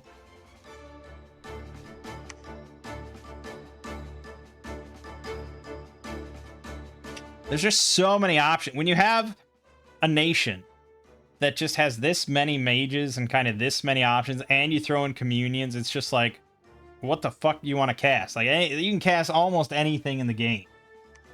Great, Shinoyama's over on our east side. So much for getting a fort there, right? We threw that away.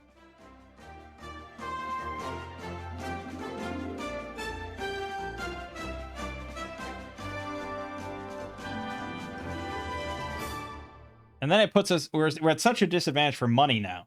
So we're fighting like an uphill battle against any other nation we go to war with, or that goes to war with us. So it's really just such a shitty thing to have done. I know we got the capital. We don't have to have him as an opponent anymore, but unfortunately the game is just not that big, where it's now just like, I have 20 turns and I don't have to think about anything else in the world. It's like, nope, they're going to be immediately thrown into the next problem, and you're going to be on a worse off position than everyone else.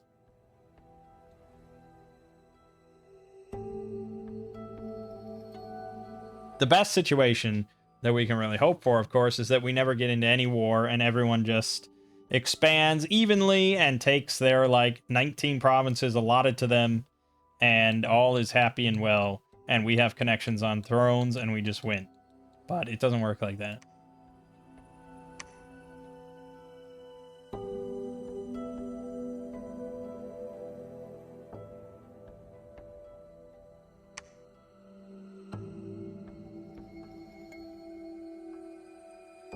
So, yeah, the problem is we need air mages.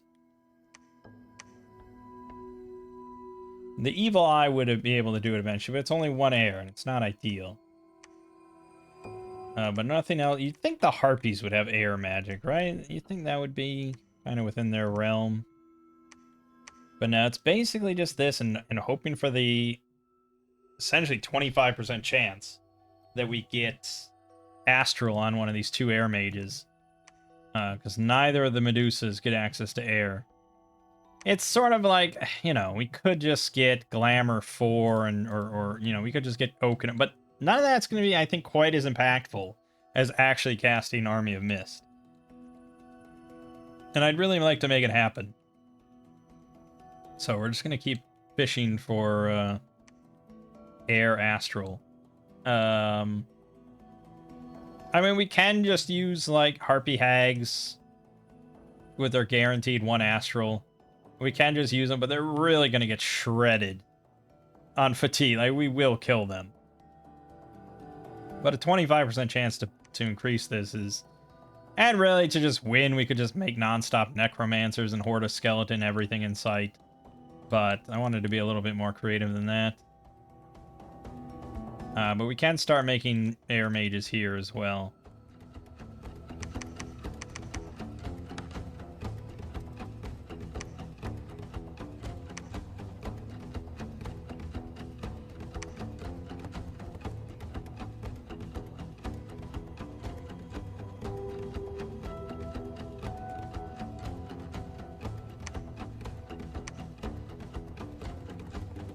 What the hell, man? 49 heavy cavalries, 13 knights, and a wizard of high magic? Ah, my... This was stupid. Noble. You got time for this shit. Oh, and you boxed in my fucking pretender? Come on! Can he just... Okay, he can sneak out. Oh, I can't search here. Okay, we can search here.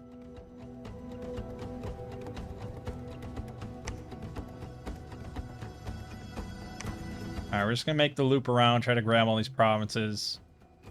Probably send an NAP to Shinoyama, because I just don't want to start that yet. Alright, so Varogia has been vanquished. Oh god, he's gonna take my fort. I'm pretty sure independents can't claim forts, so I don't think he'll ever actually go in.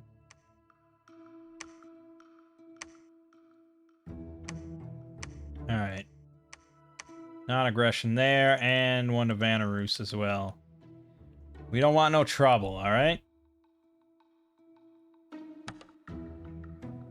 My upkeep is just drastic. Those Minotaur guards and the mages. Upkeep is high, man. I need more money.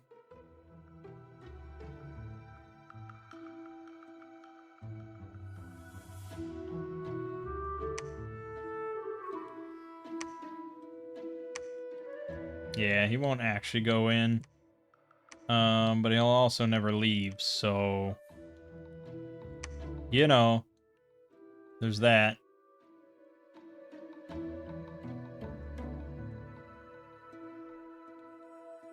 Oh, so, yeah, we've got a sight on all the thrones now, so we should make some decisions here.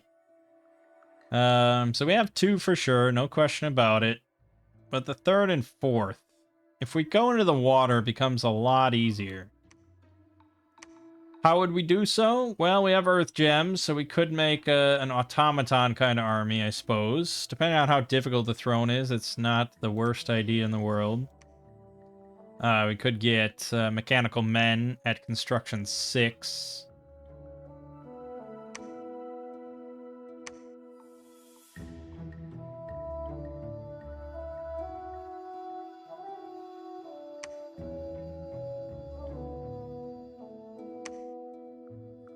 Suppose I could be summoning infernal troglodytes every turn for our to spend our fire gems. They're like fine, I suppose.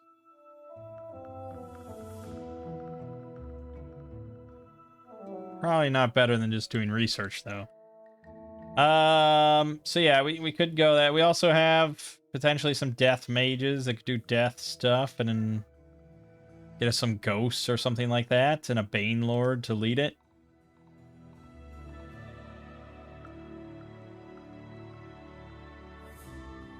I don't know. We don't really have high level. Okay, Vanneru's accepted. Shinuyama did not. We can now make a new prophet. I didn't know we lost our prophet, but I suppose that makes sense.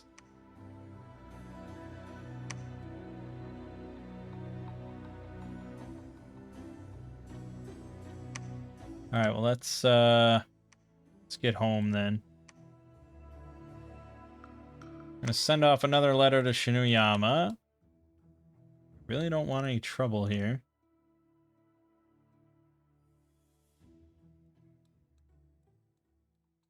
Yeah, so if we could just take these, it's so much easier. Life will be a lot easier. How many mechanical men would it take? Depends on what the throne looks like. We should get a scout, I guess. Give me another one of these.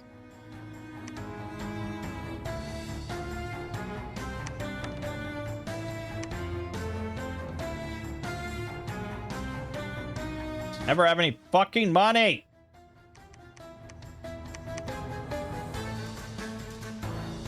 No money at all, ever. All this land sucks ass.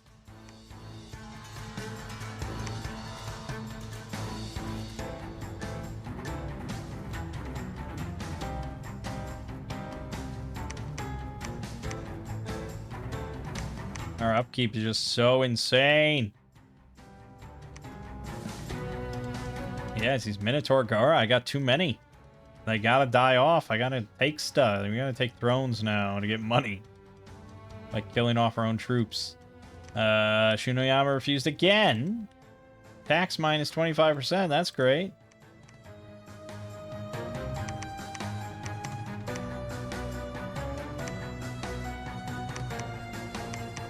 All right.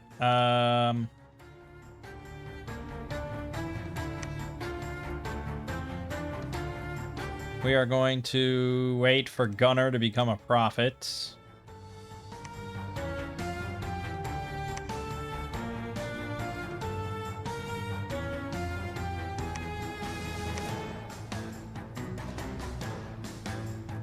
You're gonna go check this out. You're gonna search still. Yeah, Silent Wetlands. I know. It's yeah, we'll get to it eventually. I got bigger fish to fry, but there is a throne that way, so we'll head that way eventually. Okay.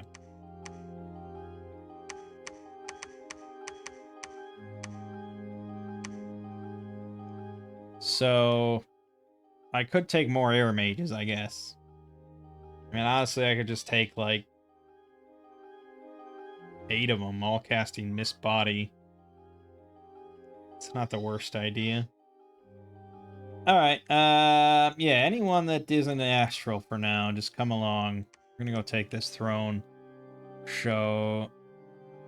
Mist form, mist form, mist form, mist form, mist form, mist form, mist form.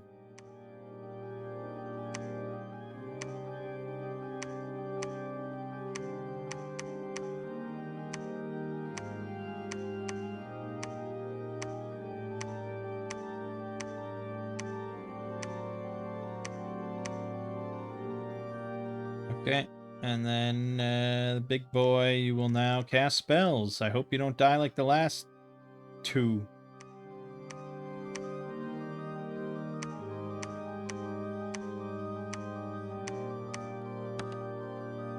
Alright. I'll quit making scouts, although I want you to go look at that one up there. Oh, no, don't do that. Nope, no, well, okay. Sure.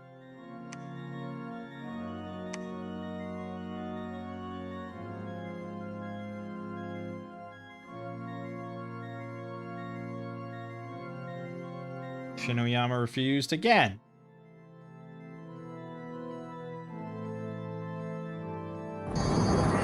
There, now that's some misform. Oh yeah, baby. And again, almost all of them misformed. That's very strong. That's very strong. Too bad they're a bit too slow, aren't they? Just a little bit too slow, but then my Minotaurs are a bit too slow, so it's just... No, it's not quite perfect. Lost one Minotaur there, taking the throne. I'll take it.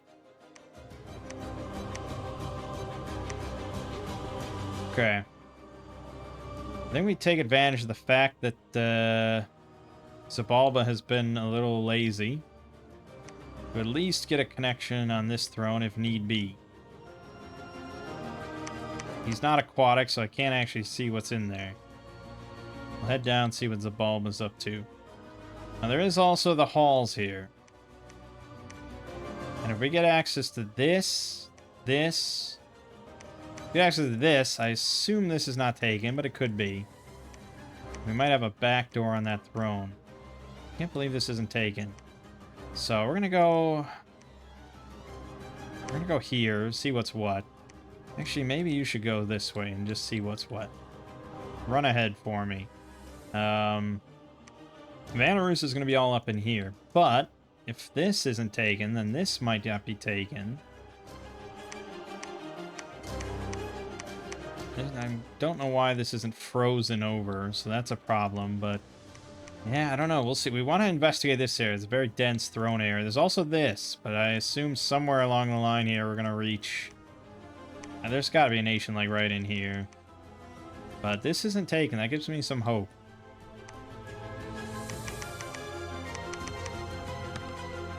Remember when I had money? Remember all the times I had money? Send another one to Shinoyama. Don't want him biting me in the ass.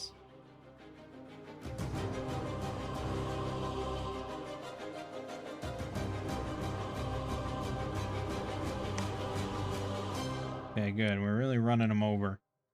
Yeah, I could have captured the throne, but I don't really care. Okay, it's Mermen and Amber Clan guards. That's pretty damn easy. It's pretty damn easy. And we got construction 6, so we're gonna have just... It's just 2.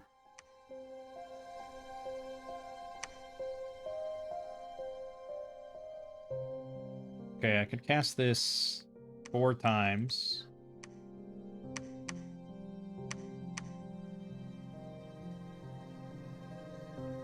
We could send then just our pretender down with a ring of water breathing and a bunch of mechanical men, and he can use water magic and just blast them apart. That's the hope. Then all I'd really have to get is this. The halls.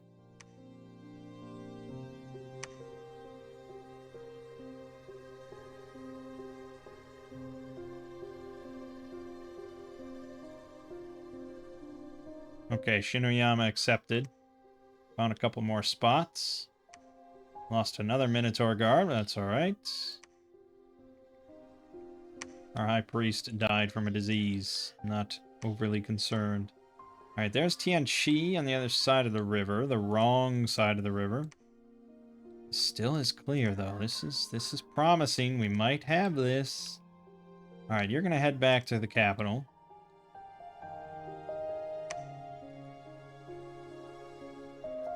Honestly, I might just throw all my gems into mechanical men. Seems to be my quickest and easiest path to victory. But he can only carry...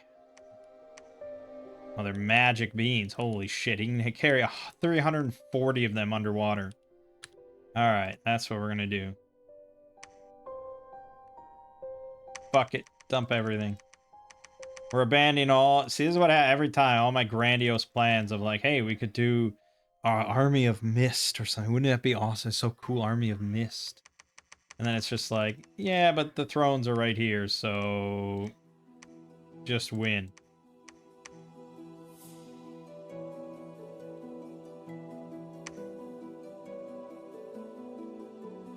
We still might do the darkness thing, though. That might actually happen.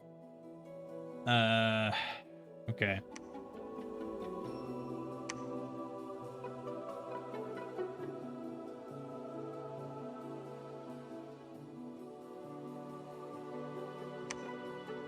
Flawless. Good.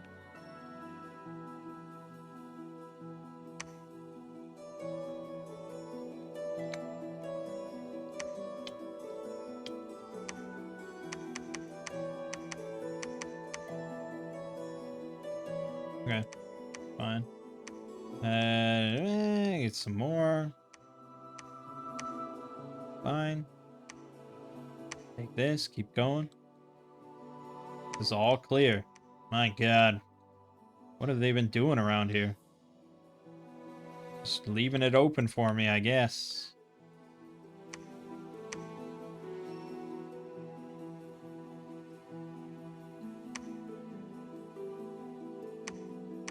What are you doing? Why are you going so slowly? What the hell, man?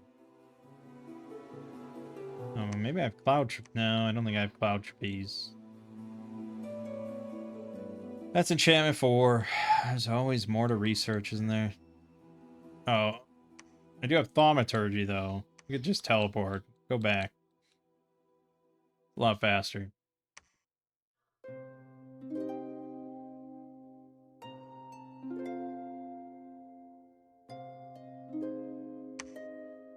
Perfect.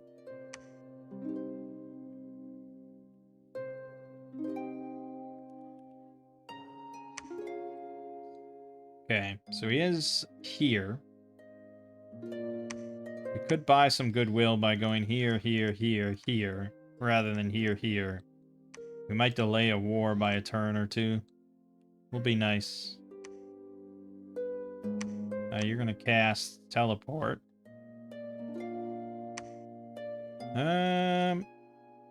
I guess I could cast gateway and bring these troops with. It's a bit more expensive, but what are we spending gems on, right?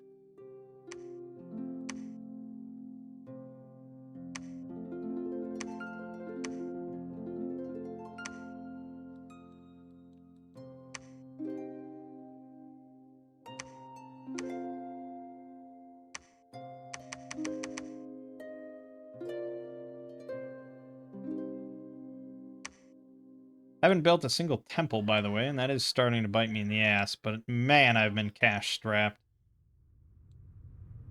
Probably at the point where I could build a temple, though. But I might not have to.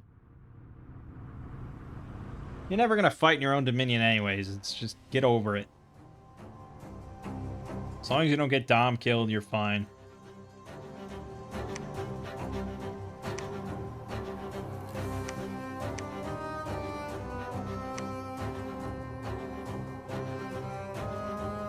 Alright. Yeah, you were just gonna forge a ring of water breathing. I could do like a barrel of air instead, right?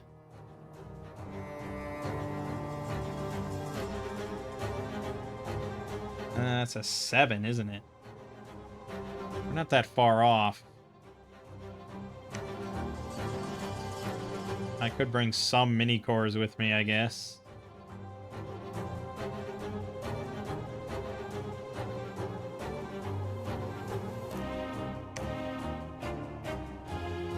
$75 size points, and they're what? 5, so that's a number. That's a number. That's 15 mini cores. It's not bad. It's not bad. But unless we get this into our dominion, I can't bless them. So it's kind of a moot point. I guess we could make a second ring of water breathing for a priest and bring them along. We're about to get a Medusa Queen as a priest. Alright, fine. We'll do it that way. Pills of water breathing and make a ring of water breathing. Done. We're going up the deep mount. Let's see where we're dealing. One of these thrones could be a real nightmare throne.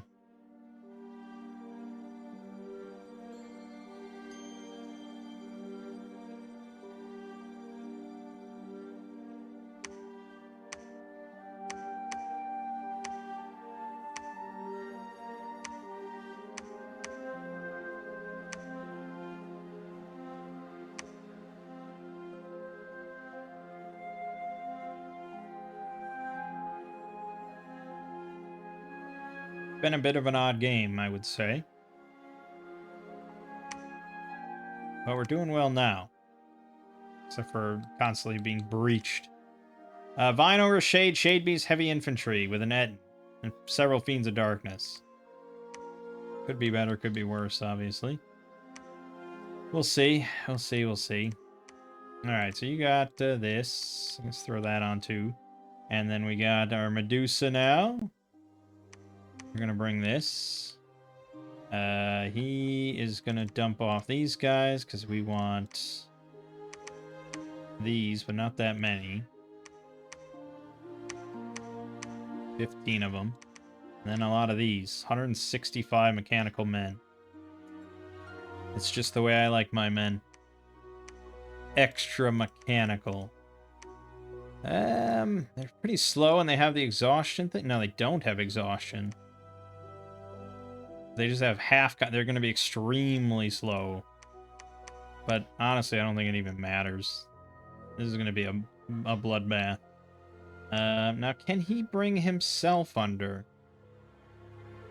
I don't think this allows him to go underwater. Yeah. Do I really want to wait another turn? I suppose I do.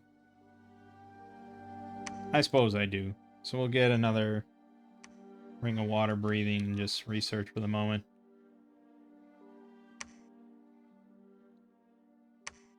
We have to wait for this crew to run back around to that other throne anyways.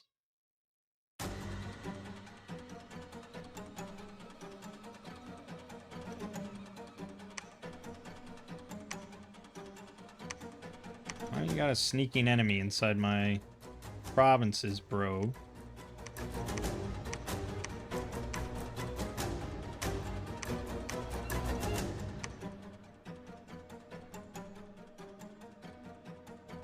Okay.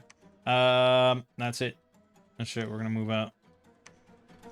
So yeah, as for the scripting, it's hard to say, really.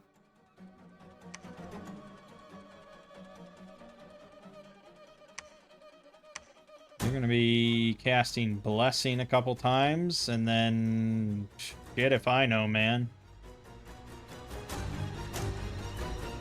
I don't know, advance and cast spells, I suppose. You're gonna cast Summon Water Power. Oh, we could do the current thing. The big current spell that I probably don't have. Definitely don't have.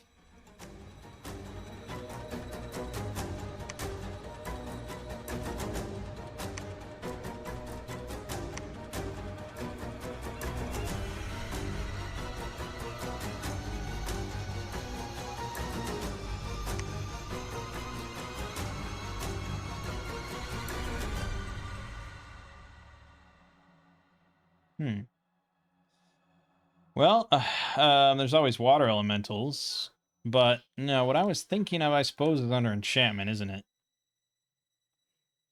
Friendly currents. Yeah, that would have been good. That would be good. I don't know if I can get enchantment 5 by the time I get over there, but maybe I can. We do have a lot of research.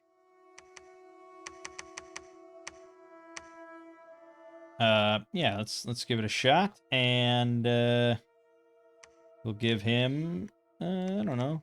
Yeah, give him all the water gems. What's the difference?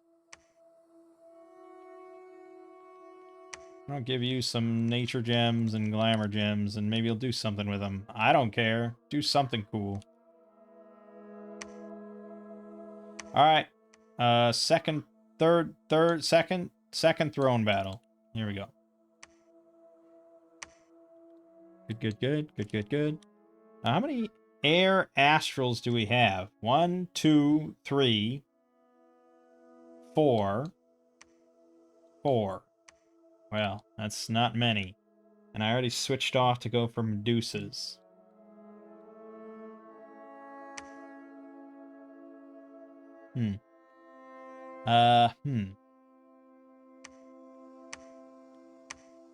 Hard to say if that's wise. Thought we were all in on air. Go all in on frickin' air, man.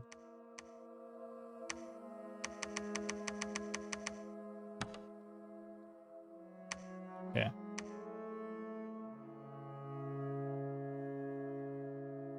Yeah, we should hit enchantment 5, but then I gotta claim this throne first.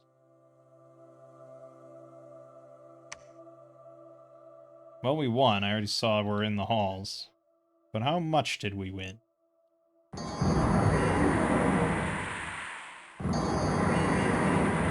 Mist form. Remember, we don't have magic weapons on, like... Oh, but we do have solar weapons on the mini cores. For whatever good that does us.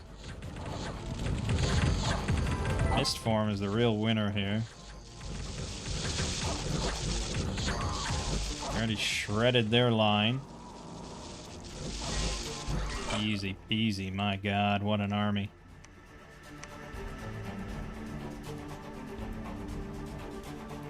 Yeah, that was pretty good. Alright, mini cores, we didn't lose a single one. That mist form, man. Oh my. So that's what I'm saying about Army of Mist. It's just obscene. Obscene! Technically, at this point, I could just go boom boom and take it. Assuming he doesn't go for... We'll be patient. But we may do that. Alright, we're gonna claim this throne. Let's search. You're gonna construct the temple here, and that's that. I kind of do want to do the underwater thing. And we're on our way. We set it all up, so we'll do it. 2 thrones. Didn't find a single magic site amongst all that. That's wild.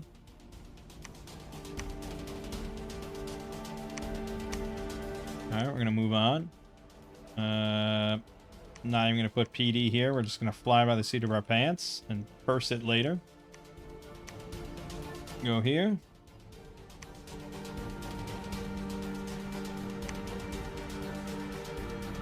Another just like massive army just sitting here waiting. And yeah, I mean, it's looking like we'll never do the Army of Mist, but still, mist form on the mini cores is already pretty damn powerful.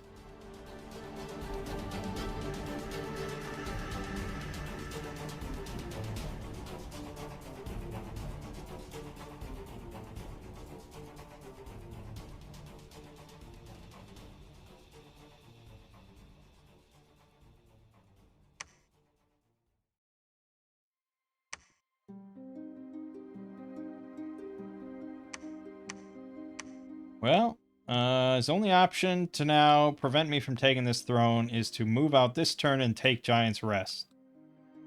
But even then, I might go to war with him over it, because why wouldn't I?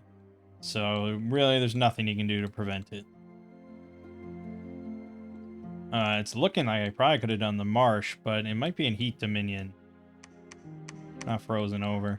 Right. We didn't get Enchantment 5 yet. And we're not even going to get it for 2 turns. But I guess we might be able to do a simultaneous claim here, so we'll just wait.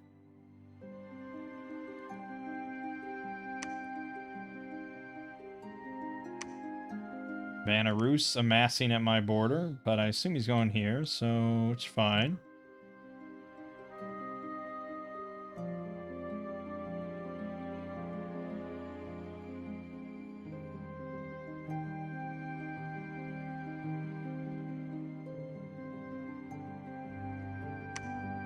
Possible angle, impossible angle, and Rune of Images. Mirage and Shimmering Waterfall. There's a lot of shit.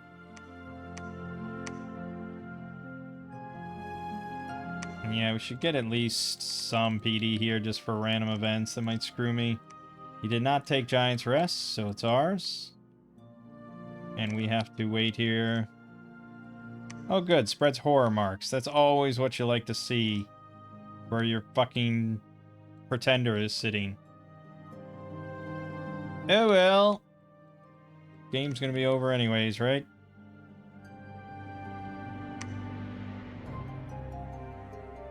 Alright. Yeah, we'll take both thrones on the same turn. It's gonna be glorious! Well, it turns out that really we only had to win that one war, and everyone else was kind of slow on moving along. I wouldn't have guessed that. I thought this was all going to be claimed, but Zabalba didn't even get up to here yet. So go figure. Guess they're really struggling. Oh yeah, Zabalba was almost wiped out by somebody, or well, they really never got anywhere. I don't. They just suck. Vanarus has been consistently getting wiped out by somebody, possibly man from the looks of it. I've just been on a nice steady incline ever since the war. Ashdod has been losing. I don't know. I don't know how they've been. I don't know. It's hard to read. Heartbud, the lumber construct. What the fuck? Whatever. What's happening here? Okay, we got Shade Beasts, Beckrides, Beckride Warriors, Swamp Drakes, Beckride Hunters with a... Oh boy, the poison damage is going to be a little spicy on this one.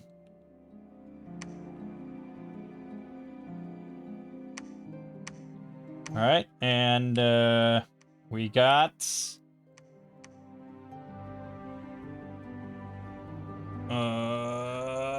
Friendly Currents. Beyond that, I don't know if I really care what he does. I mean, there's other things that are good.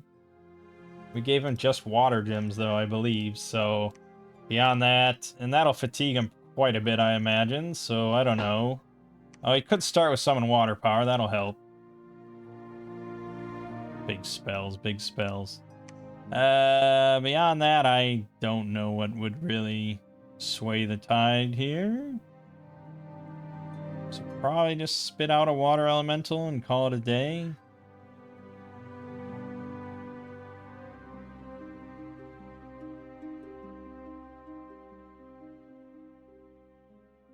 It's kind of lame, I guess, to do one water elemental. But they are really powerful. I don't even have Ray. I just have Lesser, and it's also... It's 6... Well... No, I suppose he can probably spit out a lot of them, can he?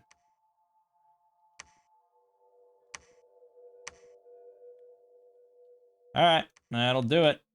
2 thrones. Let's go.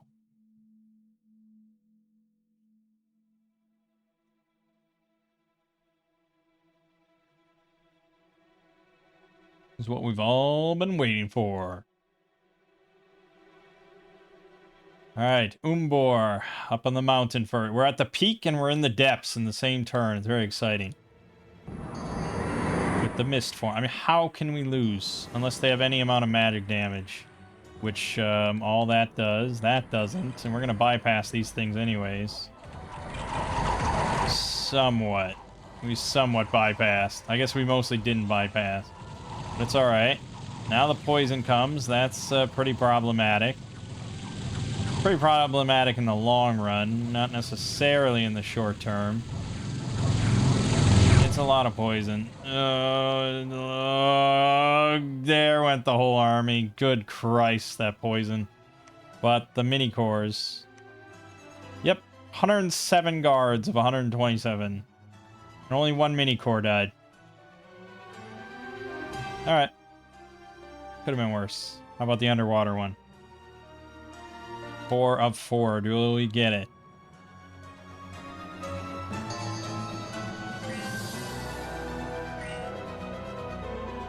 Friendly currents. It's a really small throne. I mean, Jesus. There's friendly currents. Their speed is 5. -1. So 8. -1 for armor encumbrance. Half from underwater penalty, but +4. So where does the half occur from? Well, it must be the final number. 7 plus 11. Yeah, okay. Well, so what would it have been otherwise? I guess they would have a speed of 3 without friendly currents. That wasn't really worth my time, I suppose, since they came to them. I guess it helps. The mini cores. They would be at 9 and they're at... It doesn't help much. Oh god, the fish. Oh god. I didn't put any bodyguards on my pretender. Oh no, we cast that. Oh, holy shit. Oh, okay. Well, that was really easy. It's about to be worried. We lost 1 mechanical man. Good lord. Yeah, water thrones are often really easy.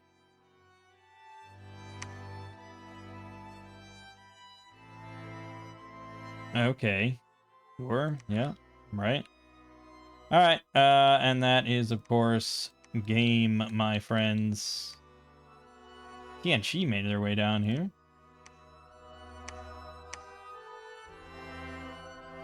Okay, I would call that a good game on Alcuin. It's very rare. But look, we didn't start on the east side. That's why. That's why. Excellent. Yeah, once again, we had very lofty goals, but I played too quick of settings to really hit some of those benchmarks. We were honestly pretty damn close, though, to the perpetual darkness. And this would have been, like, the nation to really take advantage of it, but I don't need to. That's the thing, like... For us to really get up to that and need to utilize some of that, we'd have to go to Mighty AI. And I think we're not far from a point where I would be just fine playing with Mighty AI. Because the AI is pretty exploitable. There's just so many tools available to you. But it's annoying because it's like, you will not win an early war with Mighty AI. You just cannot. Like with Sevarogia there, I would never have won. And the AI is just so fickle, you know, they're just so mercurial that you can never predict them. And they might leave you alone and you get to the late game and then you get to pull out all your fun tricks and gimmicks and stuff and stomp them and it's awesome. Or, you know, you might on turn 10 have 2 wars declared on you by Mighty AI that just can send 300 sacrets against you and there's not a goddamn thing you can do about it. And it's like, Whereas with difficult AI, I can win an early war. Like, as we saw, I can win an early war. It's going to be painful. It's going to be a bit costly.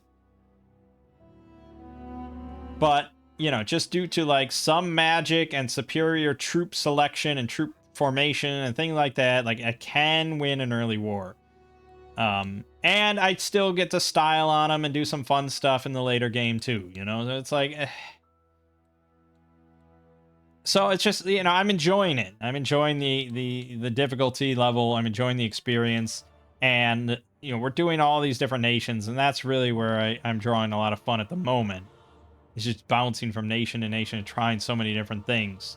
So, yeah, you know, obviously we're noticing a trend here where I keep looking towards, like, the higher end stuff, like the big end stuff, the impactful stuff. We're just not quite reaching it. A longer game would do that. Like, say for example, like if I set it to 6 thrones, I still don't think we would really... Yeah, it would still probably wouldn't get to that, because I would take this big army. Although this army got fucking wrecked. We'd have to draw another army out of here and probably another one out of here. But Vanarus got so boned. He didn't even take all this. So we could just walk up here, take this stuff, take this throne, and take this throne, and that would be 6, or even 7 if we wanted. Or really, I could send this underwater army here and take this for 8. I could have done 8 thrones. Yeah. So, but it's fine. Yeah, I enjoyed it. It's nice to get a good game on Aluin where I have some pain, some setbacks, but still persevere and win. I certainly expected this to be a 2-parter, because I thought this was all going to be taken. I would have to do another big war with Vanarus. But no, he got fucked hard by Argaskephali.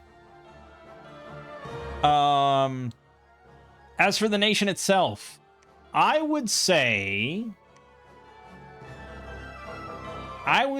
we've seen some far less balanced nations. And I think that's hard to argue with. Like, compare this nation to, like, Smurv or Vespica or something, and it's like, it's pretty balanced. Yeah, the Minotaur Guards, I think there's a reason that the game doesn't really have... Because, well, wait a minute. Before I speak, I might get called out again here on my own lack of knowledge of Pangea. Okay, yes. So I am wrong. So Pangea does have trampling frontline Minotaur. They're actually, like, really similar. I think the only difference is these guys get... Well, actually, these guys get fucking Berserker plus 4. Okay, but our guys had 18 protection, but no Berserker. And they also had hats. But mine are 50 gold, 31 resources, compared to 50 gold, 23 resources. So you're paying for the hat.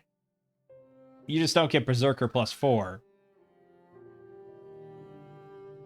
And they did have recuperation, right? Yeah, so they have recuperation and trample. They've got battle axes. We just have bodyguard and the dark vision. Did they not have dark vision?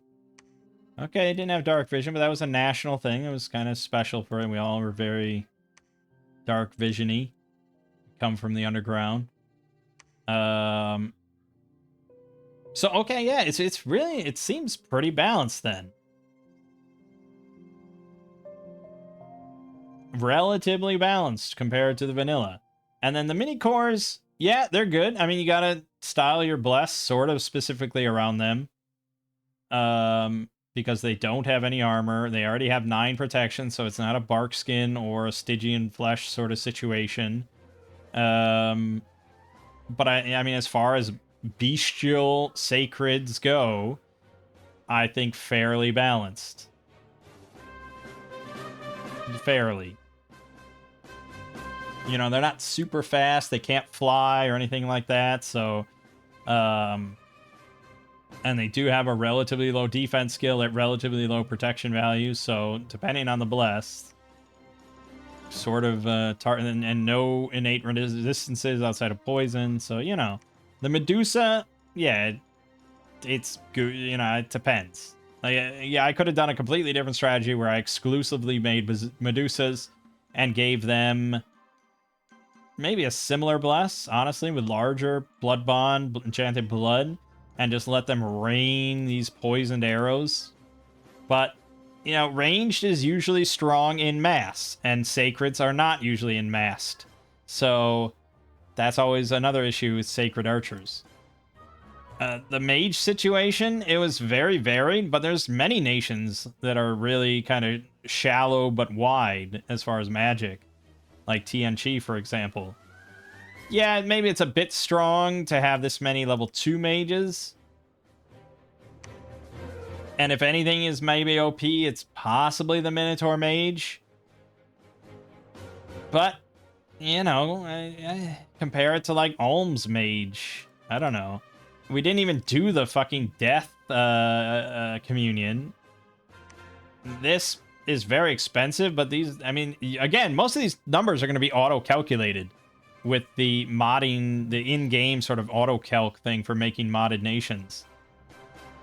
Or I don't know how it works or how you access it, but there's an auto-calc process that just can calculate currency costs and stuff. So I assume that's used for a lot of these, and it shouldn't really be unbalanced costs or anything. So yeah, I'm pretty impressed, really, with how balanced it is, and it was pretty fun. Now, it didn't really have that many unique mechanics or spells or anything, but it did have some unique sprites, you know, unique units. It had unique pretender options. It had some unique spells. Did it have any unique items? Let me look at that. I don't know if we saw any of that. MA Nighon, National, no. So no unique items, but that's true for many nations, so I'm not going to mark it for that. So really, I'm pretty impressed. To Enraged Eggplant, if they are listening, I'm pretty impressed. Just do, like, if the majority of their nations are this balanced and this well put together, then I'm probably just gonna like add them all in and just expand my nation list by another like 40. Because there's definitely a good number of these that have like caught my eye of like, yes, this seems like a fun, unique nation that I want to play. Like this one has like chariots with giant ants driving the chariots and stuff. There's one based on the Horde from Warcraft. You know, this one. I think there's a bunch based on Heroes of Might and Magic nations that I think would be pretty cool. This one is a nice sort of Warhammer-esque dwarven one where they ride bears and have dragons and some other cool shit. Yeah, there's a lot. He actually has two sort of orc nations. Yeah, so he's one based on Warcraft, and then one based on Heroes of Might and Magic orcs, or the Stronghold faction from Heroes. Yeah,